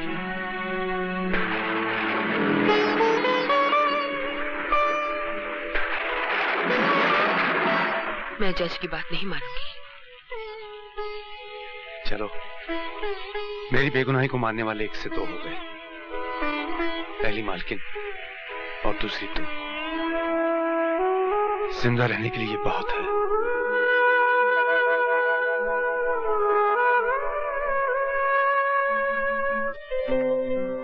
स्माइल, थोड़ा सा और स्माइल करो ना, और थोड़ा सा। तुम मेरी तस्वीर खींच रहे हो या मेरी दांतों की? बात हो गया, चलो चलकर कहीं बैठते हैं। चलो चलो। वासु, तुम मुझसे प्यार करते हो? ये कैसा सवाल है? बोलो ना। हाँ, अपनी जान से भी ज्यादा प्यार करता हूँ, बहुत प्यार करता हूँ। लेकिन तुम मुझसे प्यार क्यों करते हो? क्योंकि तुम दुनिया की सबसे बदसूरत लड़की हो। क्या? हाँ, अरे जो भी मैं कहूँ उसका एकदम उल्टा समझ लेना। मैं तो किसी दूसरी लड़की की तरफ आंख उठा के भी नहीं देखूंगा। सच? सच। तुम वहां क्या देख रही हो? वो जो लोग खड़े हैं ना, वो हिंदुस्तान की सबसे खूबसूरत लड़की को देख रहे हैं, जो इस साल मिस इंडिया चुनी गई है। क्या कह रही हो? नहीं। अच्छा, मैं भी आया।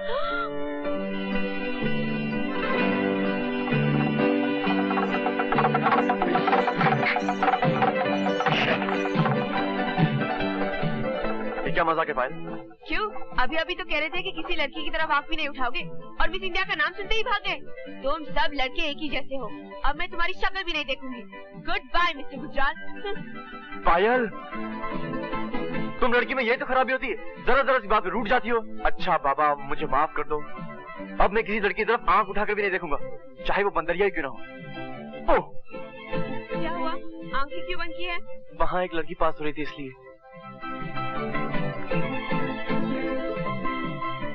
अच्छा बाबा, मान गए। इतना ड्रामा मत करो। अच्छा एक बात बताओ, अगर शादी के बाद मैं किसी वजह से नाराज हो जाऊँ तो क्या तुम मुझे माफ कर दोगे?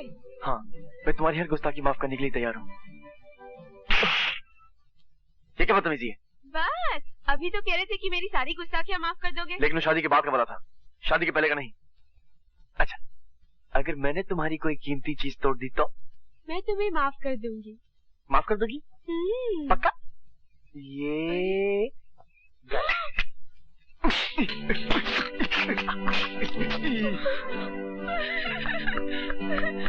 तुमने क्या कर दिया? डैडी ने मुझे प्रेजेंट दिया था।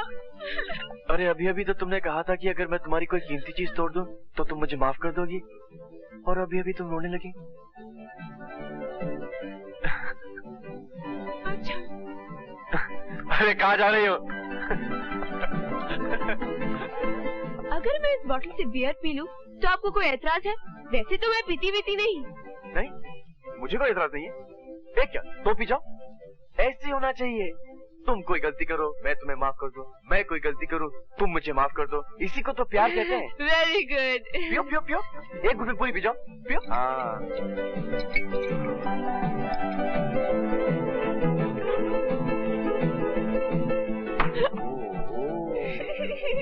तुम कुछ भी कहो, मैं तुम्हें मोहब्बत की जगह कुछ नहीं कर सकती। You are so cute। अच्छा, तुम मेरे लिए कुछ भी करोगी? कुछ भी। अगर मैं तुमसे कहूँ कि पानी में कूद जाओ, तो तुम पानी में कूद जाओगी? तुम्हारे लिए अपनी जान भी दे दूंगी।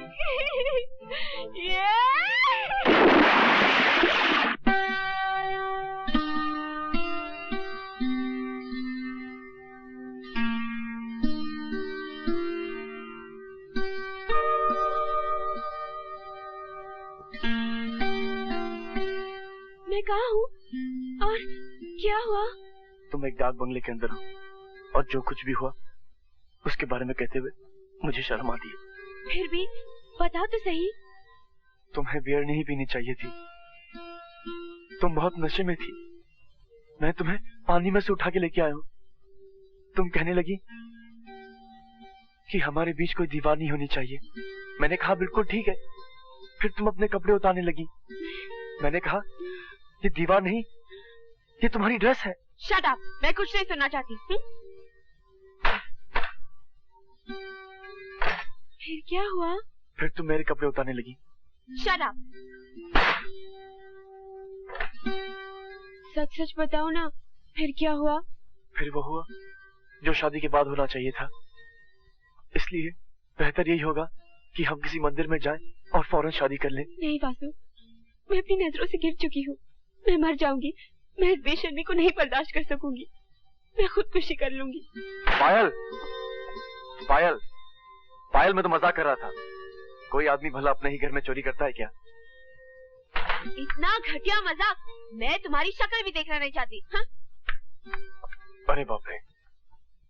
बहुत खूब योर ऑनर। मतलब ये कि अपनी प्राइम विटनेस यानी अपनी इकलौती विटनेस को ये लोग लोकेट करने की कोशिश कर रहे हैं, मगर मैं तो ये कहूंगा कि ये विटनेस लोकेट हो ही नहीं पाएगी क्योंकि ये बलात्कार हुआ ही नहीं। ये झूठा मुकदमा तो सिर्फ धीरेन ठाकुर को बदनाम करने के लिए किया जा रहा है। और रही इस सती सावित्री की बात, तो उसका पता तो बहुत से लोगों के पास होगा। आई सबमिट योर ऑनर कि जब तक ये औरत इस अदालत में पेश नहीं की जाती, मैं ये मानने को तैयार नहीं कि ये बलात्कार हुआ। और मेरी गुजारिश है कि इस मुकदमे को खारिज कर दिया जाए। मैं सरकार को 10 दिन की मोहलत देता हूं। अगर अगली तारीख पर उस औरत को अदालत में ना पेश किया गया तो मैं ये मुकदमा डिसमिस कर दूंगा। Fantastic sir. मुकदमा ऐसे जीता जाता है। वासु, तुम्हारे गर्लफ्रेंड की फोटो तो बहुत अच्छी आई है, लेकिन उसके साथ तुम्हारे कैमरे ने एक कत्ल को भी रिकॉर्ड कर लिया है। क्या मतलब? इस फोटो में एक आदमी एक लड़की का गला दबा रहा है? और इस फोटो में उसी लाश को गाड़ी में रख रहा है। और ये तो धीरेन ठाकुर है। ठीक। मिस्टर गुजराल से, अरे मिस्टर गुजराल से उस दिन कोर्ट में डिफेंड कर रहे थे। इसका मतलब ये? जी हाँ। अरे वासु, तू यहाँ? आज तो रास्ता कैसे भूल गए? तेरे बगैर घर बड़ा सुना लगता है। दिल में तो रहता हूँ ना। आमा बैठ। ये ले फोटोग्राफ। मिस्टर गुजराल को देना और उनसे कहना कि धीरेन ठाकुर जैसे कमीने इंसानों का केस ना लिया करें। क्या बात क्या है? वो जो फोटोग्राफ देखेंगे ना तो खुद समझ आएंगे कि सच्चाई क्या है। झूठ मत बोलिए। ये तस्वीर देख ली आपने? अब मेरी बात सुनिए। मैं कोई धर्मात्मा नहीं हूँ, मगर ऐसे गंदे केसेस मैं कभी नहीं देता। मगर चूंकि मैं आपका वकील रह चुका हूँ, मैं फीस लिए बिना आपको एक मशवरा दूंगा। आप इकबाल जुर्म कर लीजिए। फॉर ए चेंज सच बोल जाइए तो हो सकता है कि फांसी की जगह आपको उम्र कैद हो जाए। मैं आपको 24 घंटे की मोहलत देता हूँ। तब तक आपने इकबाल जुर्म नहीं किया तो मैं इस तस्वीर का नेगेटिव खुद पुलिस के हवाले कर दूंगा। समझे? आज आपने मेरी आंखें खोल दी गुजराल साहब। मैं तो इस योग्य भी नहीं कि मनुष्य कहा जाऊं। जानवरों में मुझे फांसी की सजा मिलनी चाहिए। मुझे 24 घंटे की मोहलत मत दीजिए गुजराल साहब। मुझे अभी पुलिस स्टेशन ले चलिए ताकि वहां जाके मैं अपना कन्फेशन कर लूं। हो सकता है 24 घंटे के भीतर मेरे अंदर का राक्षस जाग बैठे और मुझे फिर से बहका दे। मैं आपके आगे हाथ जोड़ता हूँ गुजराल साहब, मुझे अभी ले चलिए और अपने सामने एक बार जुर्म करवा दीजिए। मैं आपका ये एहसान नई जिंदगी में भूलूंगा ना, अगले जन्म में। गुजराल साहब प्लीज प्लीज मुझे ले चलिए। ठीक है, चलता हूँ। मैं तो उस आदमी का भी शुक्रिया अदा करना चाहूंगा जिसने आपको ये तस्वीरें दी। कौन है वो देवता? Vasudev. Hello hello Mrs Gujral, मैं धीरेन ठाकुर बोल रहा हूँ। आपके पति परमेश्वर इस वक्त मेरे कब्जे में है और मेरे कुछ नेगेटिव आपके चहेते बेटे वासुदेव गुजराल के पास है। अगर आप अपने पति की खैरियत चाहती हैं तो वो नेगेटिव्स अपने बेटे के हाथ मुकेश मिल भेज दीजिए, समझी? हाँ, एक बात और सुनिए, पुलिस को इन्फॉर्म करने की बेवकूफी मत कीजिएगा। हो सकता है कि मुझे जेल हो जाए, हो सकता है कि मुझे फांसी भी हो जाए। मैं आपके हाथ सिर्फ आपके पति की लाश लाएगी।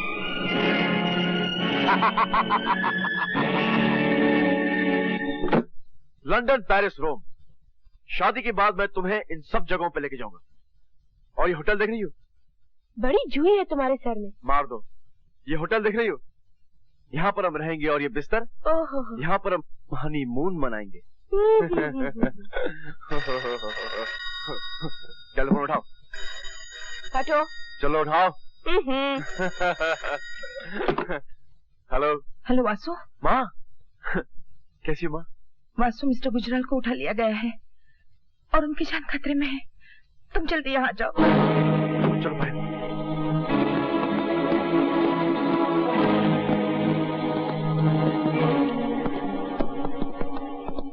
मिस्टर गुजराल किडनैप हो गए? हाँ। मगर क्यों? उन लोगों ने मुझे धमकी दी है कि वो तुम्हारे वाले नेगेटिव और उसके सारे प्रिंट्स अगर उन्हें नहीं दिए गए तो वो। रोइए मत मामी, किसी को मार डालना खिलवाड़ थोड़ी है। खिलवाड़ है पायल, मगर तू रो मत माँ। मैं मिस्टर गुजराल को बचाकर तेरे पास ले आने का वादा करके जा रहा हूँ। और जब भी बेटा अपनी माँ से वादा करता है तो उसे पूरा करता है, या फिर उस वादे को निभाने की कोशिश में मर जाता है।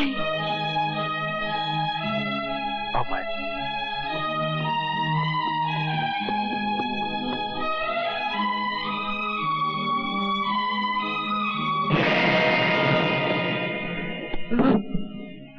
अगर वासु 5 मिनट के अंदर अंदर नहीं आया तो क्या हो जाएगा? नेगेटिव्स लाओ।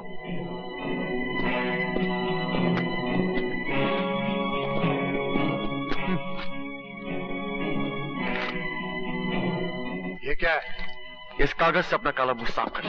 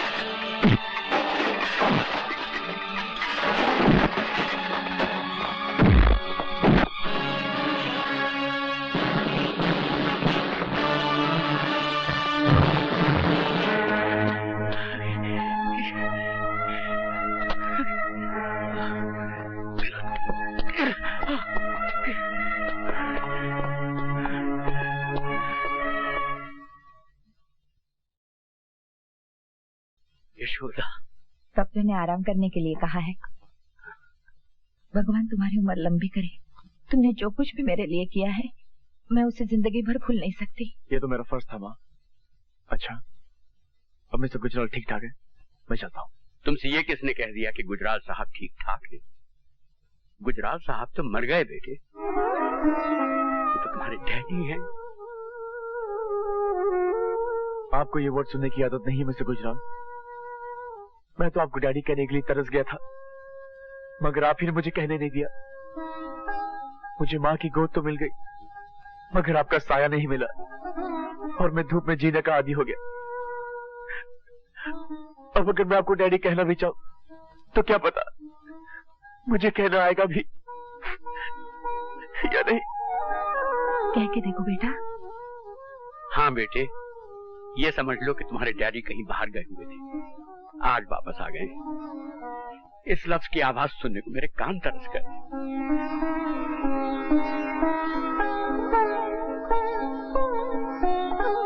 ठीक है बेटे, ये सेल्फ सेंटर्ड बुढ़ा इसी लायक है। दे दो तुम मुझे सजा, जो चाहे दे दो सजा। डैडी,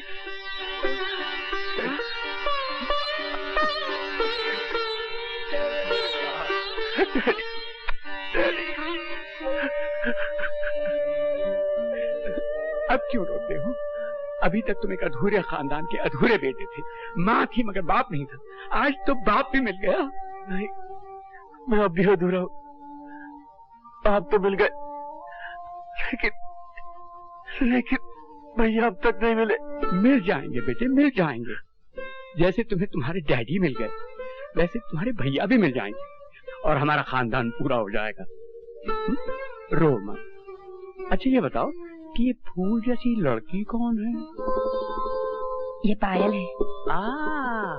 मतलब ये कि क्यों मासूम? भाई ये मेरा घायल होना तो बहुत मुबारक हुआ।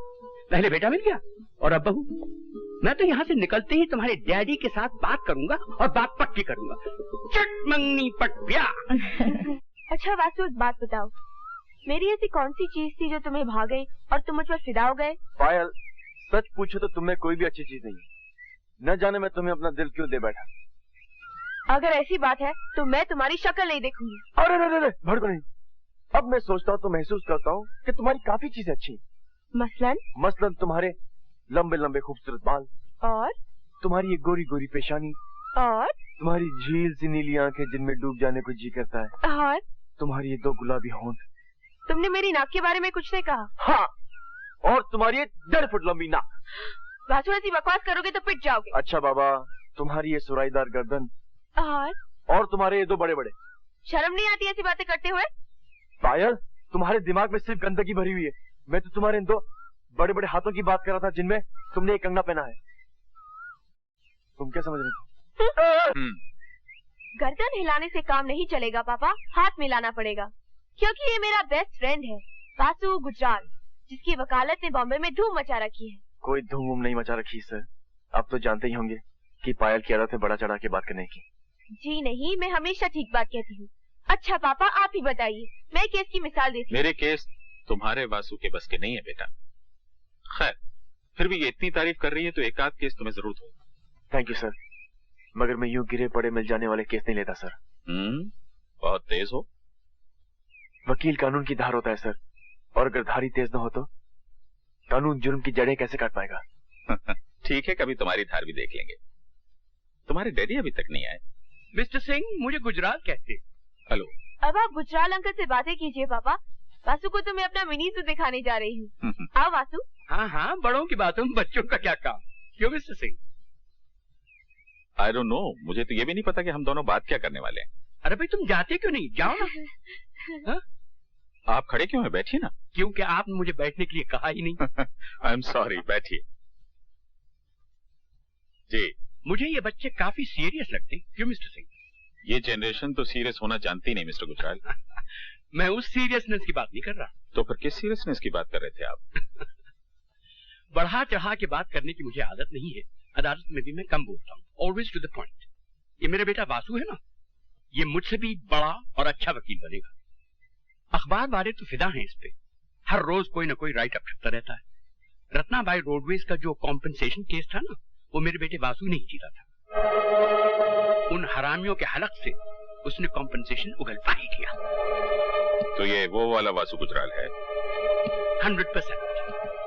और एक पॉलिटिकल लीडर की कातिलाना चालों से भी इसने मुझे बचाकर निकाल दिया। खैर छोड़िए इन बातों। बासु मेरा सगा बेटा नहीं है। हुआ ये कि मेरी बीवी की एक सहेली जगदीशपुर में रहा करती थी। ये उनको वहीं दिखा। इसका बड़ा भाई वहां नौकर था, तो एक मर्डर और रेप केस में उसे सजा हुई। ये बेचारा रह गया, यतीम, छोटा सा, लावारिस। मेरी बीवी को तरस आया, उसने गोद ले लिया। कहने का मतलब ये कि मेरा खून का नहीं है, मगर हमारा ब्लड ग्रुप एक है, और अगर ये मेरा सगा बेटा भी होता तो मैं इससे इतनी ज्यादा मोहब्बत न करता। ब्लड तो अब कौन मानता है गुजराल साहब। पेरेंट्स का फर्ज तो ये है कि वो अपने बच्चों की खुशी चाहे। तो फिर पंडितों की जबान में इसका मुहूर्त निकलवा दूं?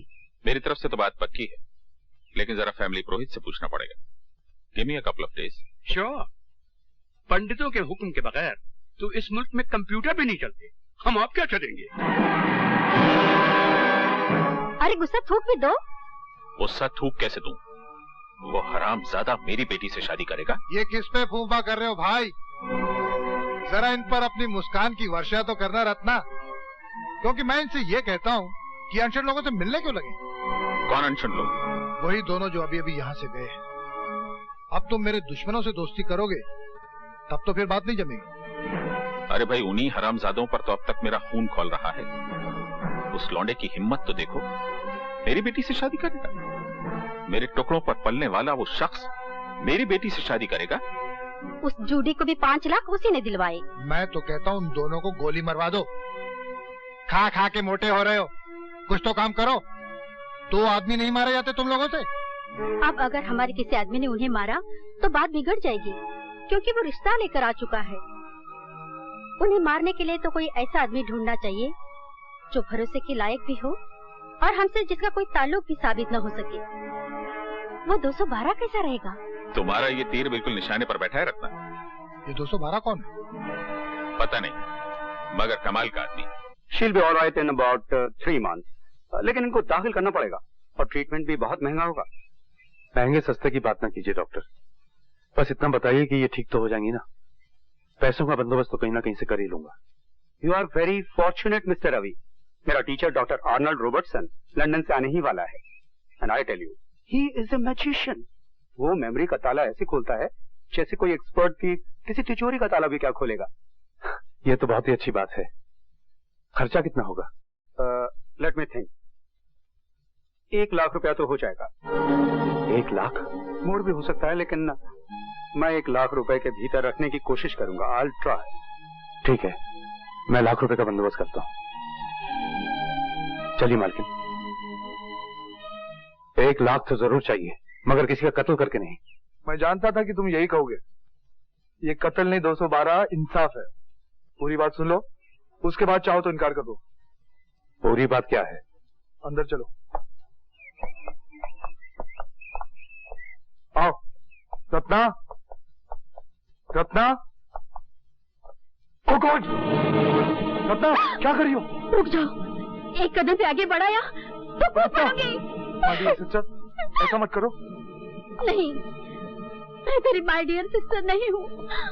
अगर तू मेरा भाई होता तो मेरी फूल से बेटी नीलम को गैंग रेप होने देता। मेरी बेटी का रेप और मर्डर करने के बाद अब तू मेरे पास आया है। आगे तो देख, मैं तुझे छोड़ूंगी नहीं। Ratna, Ratna, stop it! रत्ना नहीं, रत्ना नहीं। ये हमारे नीलम का कातिल नहीं है। ये तो उसका बदला लेगा। क्या तुम उसे मार डालोगे जिसने मेरे बेटे का रेप किया था? अरे, मैं तो अपनी बेटे की लाश को पहचान न पाई। सूरत बिगाड़ दिए थे कमीनों ने। मेरी बेटी रोज मेरे सपने में आती है और कहती है, मम्मी डार्लिंग, वो बॉस्टन अभी तक जिंदा है, वो तुमको भी नहीं छोड़ेगा। तुम मेरे पास आ जाओ मम्मी। यहाँ पीस है, शांति है। हाँ, मैं आ रही हूँ बेटी, मैं तुम्हारे पास आ रही हूँ। नहीं, रत्ना नहीं। देख लिया, जिस आदमी को मारने के लिए मैं तुम्हें 1 लाख रुपया दे रहा था ना, उसी कमीने ने इसकी बेटी का रेप कर दिया और फिर मार डाला।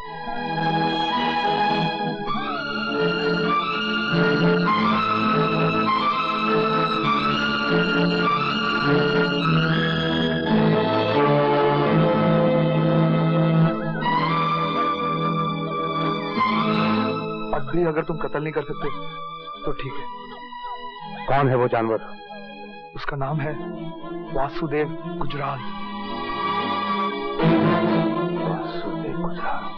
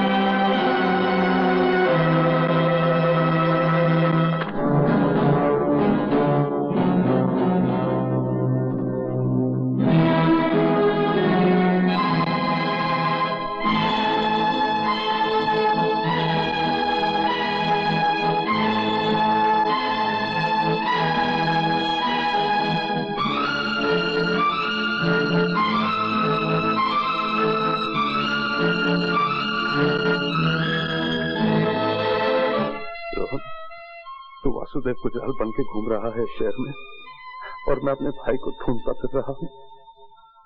और मेरे बदलों से भी देख, तुझे खोज भी रहा था और तुझी को मारने भी आ गया। मुझे माफ कर दे रोहन, मुझे माफ कर दे।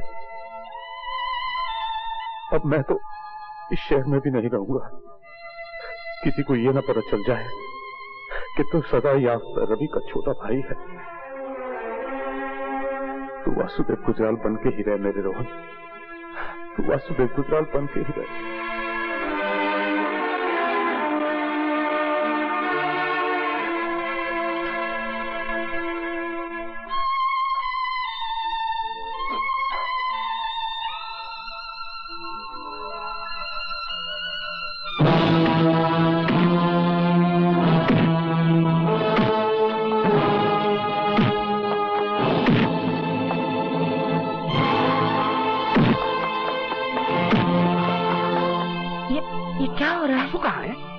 अंधेरा क्यों है? अरे मेन स्विच ऑफ कर दिया किसी ने।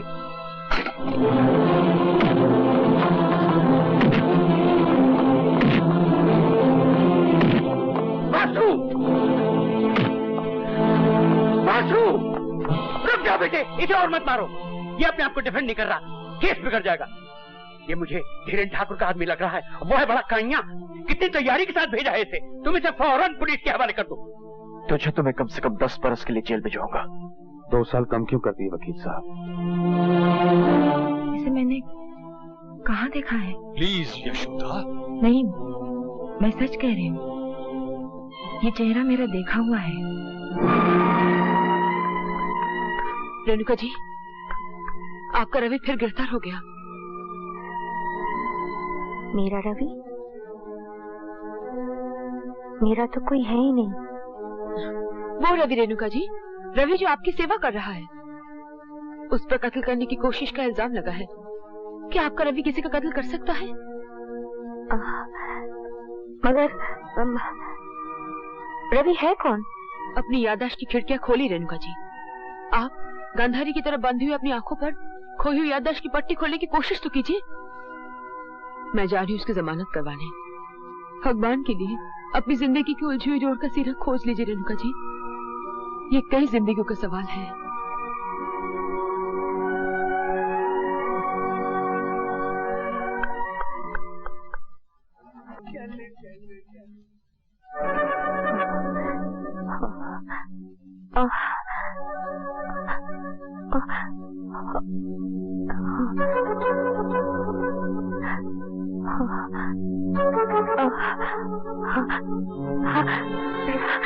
रवि, रवि, मुझे उसकी सूरत कुछ देखी देखी से क्यों लगी? ओह कम ऑन मामा, बम्बई इतना बड़ा शहर है, 1000 बार देखा होगा आपने उसे भीड़ में। मैं वैसे देखने की बात नहीं कर रही हूँ, याद नहीं आ रहा है। समझ में नहीं आता कि मैंने उसे कहाँ देखा होगा। आप बैठ के याद कीजिए, मैं चला। थैंक गॉड कि आप मिल गए। बात क्या है विद्या? आप मम्मी को बात बताइए, मैं जरा जल्दी में हूँ। प्लीज मिस्टर गुजराल, काम तो आपकी से है। अच्छा, तो फिर आप मेरे साथ चलिए, मुझे रास्ते बताइए। आप जा किधर रहे हैं? मैं जा रहा हूँ वर्ली पुलिस स्टेशन। तो ठीक है, क्योंकि मैं भी आपको वही ले जाने आई थी, एक बेगुनाह आदमी की जमानत करवाने। अच्छा, तो आप खड़ी क्यों हैं? चलिए चलिए ना। बाय माँ। बाय। आइए मिस्टर गुजराल, आइए आइए। कैसे आप? अरे रेणुका जी, आप यहाँ क्या कर रही हैं? मिस्टर गुजराल, ये आपके क्रिमिनल की जमानत देना चाहती है। मैंने बहुत समझाया इन्हें कि वो एक मुजरिम है, सजा याफ्ता। सजा याफ्ता? वही तो मैं कह रहा हूँ साहब, और सजा भी 1 महीने या 1 दिन की नहीं, 12 साल। सजा कटने का मतलब ये तो नहीं होता इंस्पेक्टर साहब कि आदमी गुनहगार भी था। सजा का क्या, अब 4 झूठे गवाह खड़े कर दीजिए, सजा हो जाएगी। मगर आप जिसे मुजरिम कह रहे हैं उसे जानते नहीं। जिस जज ने उसे 12 साल की सजा दी वो भी उसे नहीं जानता था। वो तब भी निर्दोष था जब उसे 12 साल की सजा हुई थी, और वो अब भी निर्दोष है। लीजिए, आपका निर्दोष आ गया। रवि, मालकिन आप? तुम बिल्कुल ना घबराना। एक बार मेरे होते हुए तुम्हारे साथ अन्याय हो गया और मैं कुछ ना कर सकी, मगर मैं दोबारा तुम्हारे साथ अन्याय नहीं होने दूंगी। मालकिन, ऐसा लगता है भगवान की दया से आप ठीक हो गई। हाँ, भगवान ने मुझे तुम्हारे लिए ठीक किया है।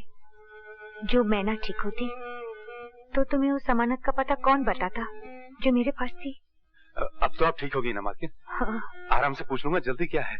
हाँ। और मैं जमानत की कसम खा के कहता हूँ कि आज तक मैंने कभी ये नहीं सोचा कि आपने मेरी अमानत का ख्याल नहीं रखा होगा। जब आपको कुछ याद भी नहीं था तब भी मैं ये जानता था कि आपने मेरी चीज किसी अच्छी जगह रखी हो। पर बस बस, अब आप कुछ मत बोलिए मालकिन।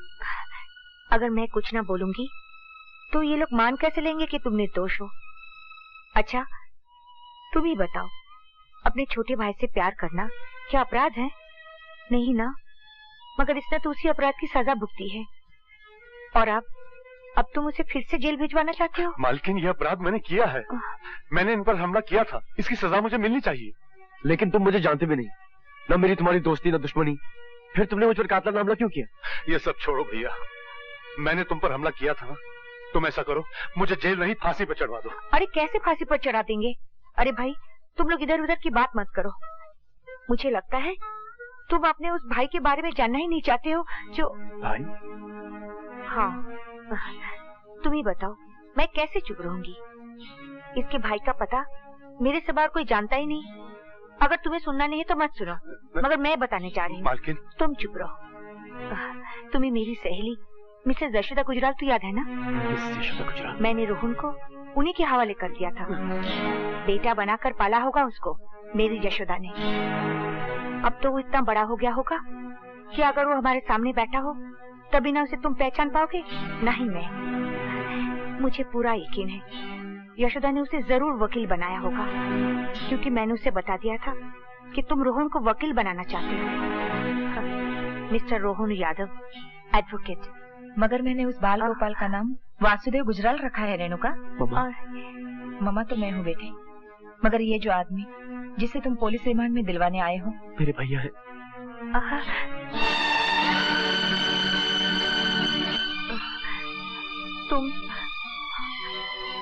तुम रोहन हो? अरे मेरे पैर नहीं, पाँव छू रवि के, जिन पैर पर जल की 12 वर्ष की धूल है। नहीं नहीं नहीं नहीं, ये दोनों देवियां झूठ बोल रही हैं। मैं वो रवि यादव नहीं हूँ। मैं रवि यादव होता तो क्या अपने छोटे भाई की हत्या करने की सुपारी लेता? झूठ मत बोलिए भैया, जरा सोचिए, जिन हाथों को आप चुमा करते थे वही हाथ आप पर उठे। इन हाथों को तो मैं काट कर फेंक दूंगा। तू कौन होता है? तू कौन होता है मेरे रोहन के हाथ काटने वाला? हाँ, ए वासुदेव गुजराल, तू क्या समझता है कि मेरे रोहन के हाथ लावारिस है? तो भैया इन हाथों को अपने चरण छूने की इजाजत दीजिए। भाई गले मिलते हैं। रो मत रोहन, रो मत। आप भी तो रो रहे हैं भैया। अरे हम तो शर्म के मारे रो रहे हैं। जिस भाई के वास्ते हम जिंदा थे उसी को मारने के वास्ते हमने ये हाथ बेच दिए। मगर तब हमें ये पता नहीं था कि तुम हो मुन्ना। मालकिन का अच्छा होना जरूरी था, क्योंकि मेरे भाई का पता सिर्फ मालकिन को मालूम था और मालकिन की याददाश्त के दरवाजे सब बंद थे। उन दरवाजों के खुले बगैर मेरे भाई का पता मुझे नहीं मिल सकता था। ऐसे में एक काम हाथ आया कि वासुदेव गुजराल को मार डालो और लाख रुपया ले जाओ अपनी मालकिन के इलाज के लिए। तो मैं क्या करता? हम समझते हैं भैया। तुम कुछ नहीं समझते। जरा सोचो रोहन, अगर कल हमने तुम्हें पहचान न लिया होता तो कैसा अनर्थ हो जाता। तुम्हें मार डालते, 1 लाख रुपया ले आते और मालकिन का इलाज करवाते, और मालकिन कहती बदनसीब, जिसे मारकर तू मेरा इलाज करवा रहा है वही तो तेरा छोटा भाई था।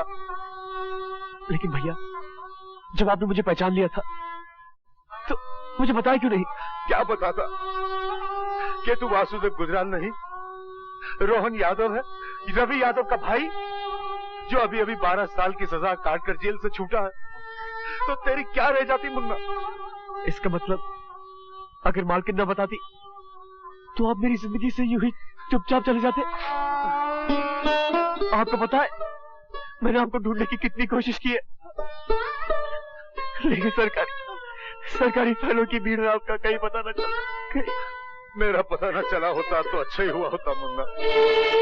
अब सारी दुनिया तुझे सजा याफ्ता रवि यादव का भाई कहेगी। भैया, आप तो सजा काट कर देवता बन गए, लेकिन मुझे छोटा भाई बनकर आदमी तो बन जाने दीजिए।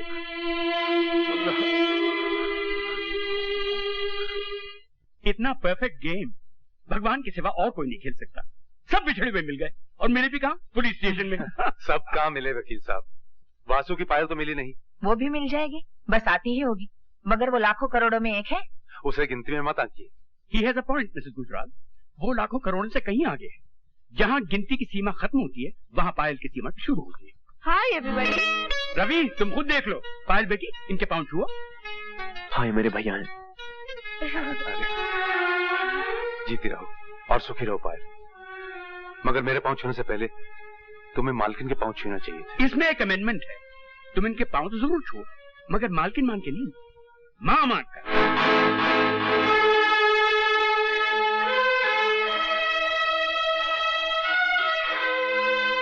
हाँ बेटी, ये जो मेरी रेणुका है ना, वो रवि के मालकिन तो जरूर है, मगर तेरी माँ है बेटी। मेरी माँ?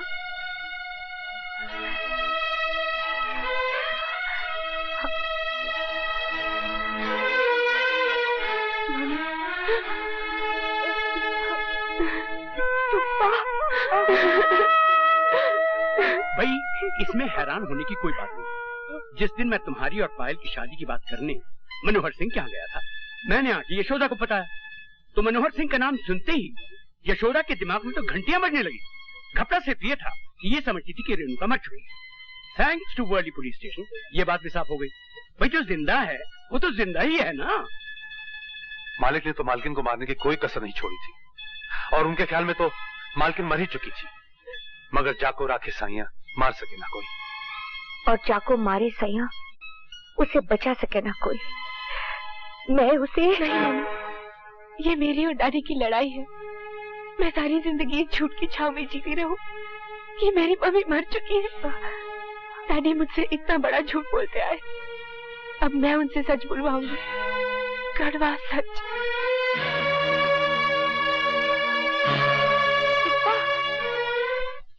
आप उस लड़के को इतना आसान समझने की भूल न कीजिए सिंह साहब। वो आपके हलक में कांटा बन के अटक भी सकता है। अरे छोड़िए श्रीमान, मेरा हलक इतना पॉलिटिकल नहीं। कांटों का इलाज मैं भी जानता हूँ। आओ बेटी आओ, मैं कब से तुम्हारी राह देख रहा था। कहाँ चली गई थी तुम? एक्सक्यूज मी अंकल, मगर पहले मुझे पापा से ये पूछ लेने दीजिए कि मेरी मम्मी कहाँ चली गई। तुम्हारी मम्मी? उनकी तो परसों पहले एक एक्सीडेंट में डेथ हो चुकी बेटे। मगर तुम्हें आज इस तरह एकाएक उनका ख्याल क्यों आ गया बेटी? क्योंकि मैं अभी अभी से मिलकर सीधी यहाँ चली आ रही हूँ अंकल। पता नहीं तुम्हें किसी ने किससे मिला दिया। तुम्हारी मम्मी कब तक झूठ बोलेगा पापा? आपने उन्हें मारना चाहा, ये सच है, मगर वो बच गई, ये भी सच है। किसी ने यकीनन तुम्हारे कान भरे। एक्टिंग मत कीजिए पापा, मैं इस ड्रामे के हर कैरेक्टर से मिल चुकी हूँ। आपने एक बेगुनाह आदमी की जिंदगी बर्बाद कर दी और वो बेगुनाह आदमी 12 वर्ष जेल में सड़ाया गया। कौन बेगुनाह आदमी? रवि यादव। इन्होंने उस फरिश्ते पर रेप और मर्डर का केस चलवाया uncle. Shame on you papa. और आपकी इस चाल ने बेचारे रोहन की जिंदगी की जड़ें उखाड़कर एक तरफ फेंक दी। वो तो उसकी किस्मत अच्छी थी कि उसे मिसेस गुजराल की प्यार की जमीन मिल गई और उसकी जिंदगी ने फिर जड़ पकड़ ली। आप मेरी मम्मी, रवि भैया और रोहन का कर्ज कैसे उतारेंगे पापा? कैसे उतारेंगे? आप इंसान नहीं है। अगर आप रवि भैया रोहन की जिंदगी तबाह कर सकते हैं, अगर आप मेरी मम्मी को कत्ल करने की साजिश कर सकते हैं, तो अगर आपकी बेटी आपके राह में आए तो आप उसे भी हटा देंगे। ये मैं क्या सुन रहा हूँ मनोहर सिंह? अगर तुमने ये सब कुछ किया है तो बहुत ही बुरा किया है, और उसकी सजा ये है कि तुम्हारी बेटी तुम्हारे सामने तुम्हारे ही बारे में ये कड़वे सच बोले और तुम उसे चुपचाप सुनो। बोलिए पापा। देखो बेटी, तुम लीपापोती मत करो मनोहर सिंह। अगर तुम्हारे अंदर का आदमी जिंदा है तो इन पापों का प्रायश्चित करो। फोन उठाकर वासु का नंबर लगाओ और उसी से अपना कन्फेशन लिखाओ। तुम फोन करके वासु को बुलाओ बेटी। क्या पापा कन्फेस करेंगे अंकल? करेंगे कैसे नहीं? कहते क्यों नहीं पायल से कि फोन करके वासु को बुलाए? बुला लो बेटी।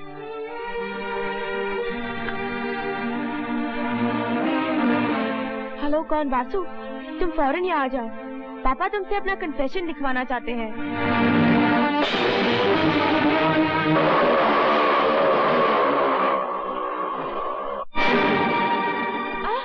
पापा, ये आप क्या कर रहे हैं? पापा!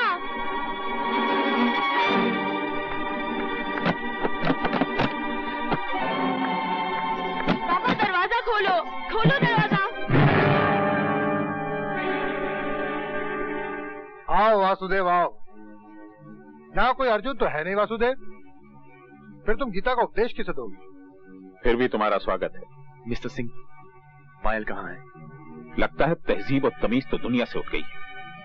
मेरे टुकड़ों पर पलने वाले रवि यादव का भाई मुझसे सवाल कर रहा है, वो भी मालिक कहकर नहीं, मिस्टर सिंह कहकर। और मेरी बेटी से शादी भी करना चाहता है। कुत्ते और हिरनी की शादी नहीं हो सकती।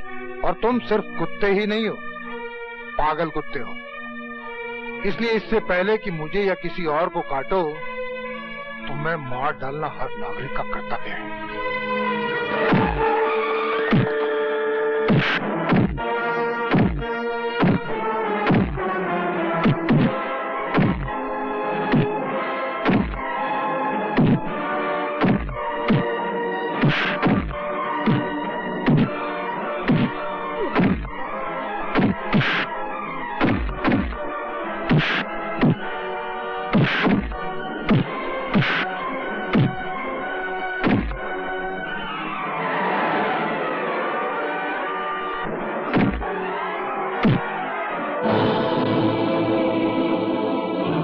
बस हुक्के की हवा निकल गई।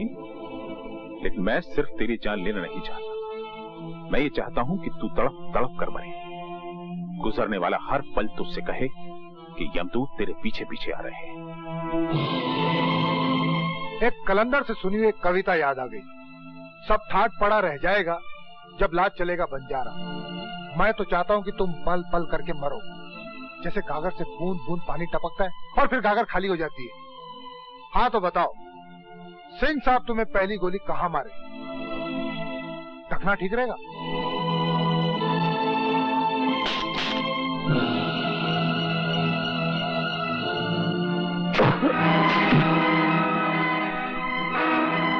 आप भी आ गए? नहीं आप नहीं, तुम भी आ गए। नहीं तुम भी नहीं, तू भी आ गया। तुम्हें मारने के लिए मुझे तो आना ही था। तुम पर बहुत सारे कर्ज हैं मनोहर सिंह। तुमने मेरी मालकिन को कत्ल करवाने की कोशिश की। तुम्हारी वजह से ये दर बदर हुई और एक शून्य में जीती रही। तुम्हारी वजह से मैंने 12 साल की जेल काटी और तुम्हारी वजह से मैंने अपने भाई के कत्ल की सुपारी ली। तुम्हारे पास जिंदगी भी एक है और मौत भी एक है। कैसे उतारोगे इतने सारे कर्ज? देखो, तुम्हारे सारे कर्ज खुआ खड़े हैं। जिंदगी में पहली बार बगैर कोई फीस लिए मैं तुम्हें कुछ लीगल एडवाइस दे रहा हूं। जी चाहे तो मान लेना। तुमने कभी ना कभी हम सबको घायल किया है, हमें नहीं तो उन्हें जिन्हें हम चाहते हैं। इसलिए तुम हम सब के मुजरिम हो mister Singh. Now give the law chance, कानून को मौका दो एंड सरेंडर। सरेंडर? मैं? तुम तो बड़े बेवकूफ निकले मिस्टर गुजराल। लगता है कि दुप्पल में वकालत चलाई है। मैं अकेला दिखाई दे रहा हूं तो तुमने मान भी लिया कि मैं अकेला हूं। मेरे पास सिर्फ ये 2 ही हाथ नहीं है मिस्टर गुजराल, मेरे पास सैकड़ों हाथ है। मैं खुद कानून, और ये तुम सबकी सजाए मौत की खड़ी है।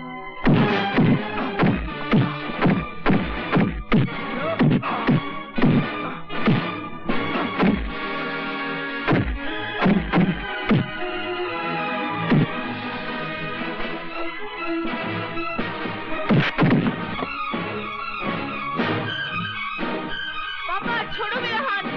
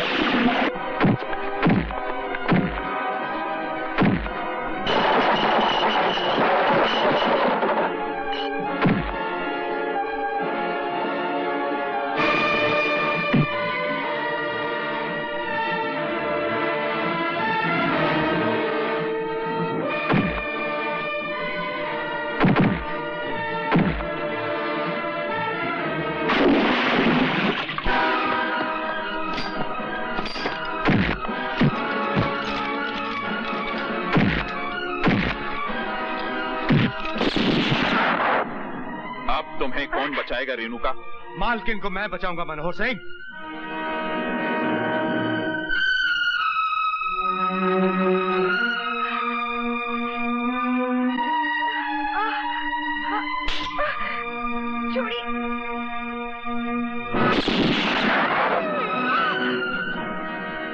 भैया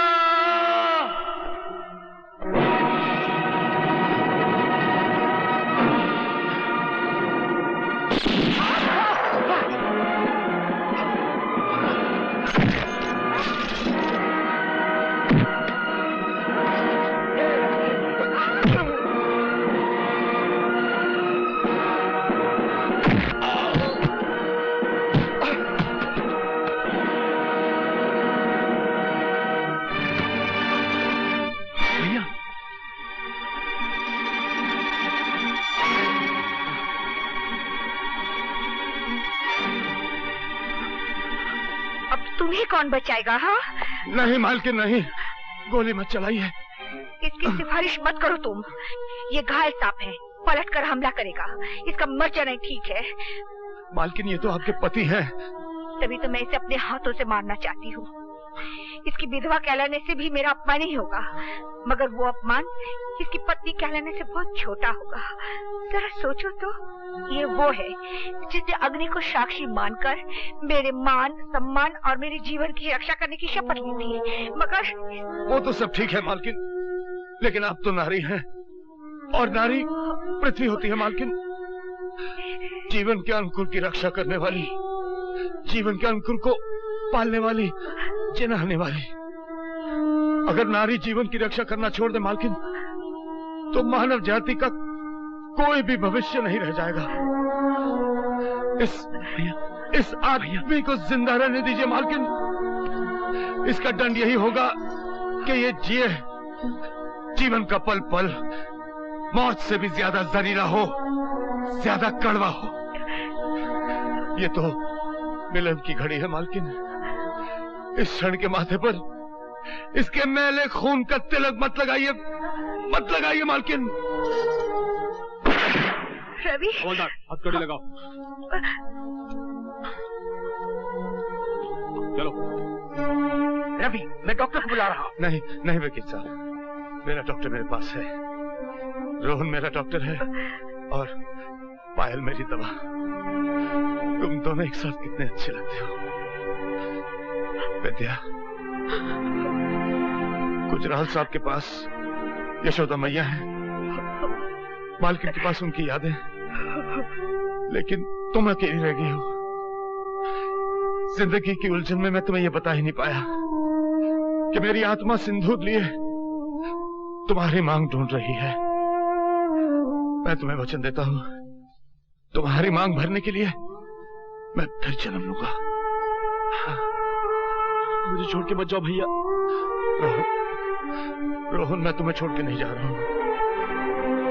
तू तो मेरी जान है। मैं रोज सूरज के साथ ये देखने के लिए आऊंगा कि तू कैसा है। मैं चांद के साथ रोज तेरे कमरे में झांकने के लिए आऊंगा कि तू ठीक से सोया है या नहीं। मैं तो सिर्फ विधाता का शुक्रिया अदा करने जा रहा हूं। मैं फिर लौट के आऊंगा पायल की गोद में मालकिन का दुलार पाने के लिए, यशोदा मैया का आशीर्वाद लेने के लिए। रो मत रोहन, तुम मुस्कुराते हुए बहुत अच्छा लगता है। मैंने भगवान का तो कभी दर्शन नहीं किए भैया, लेकिन अगर उन्हें कहीं देख लिया तो फौरन पहचान जाऊंगा, क्योंकि वो आप ही जैसे होंगे। भगवान को तो मैंने भी आज तक नहीं देखा।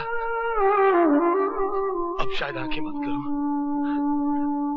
तो दर्शन हो जाए।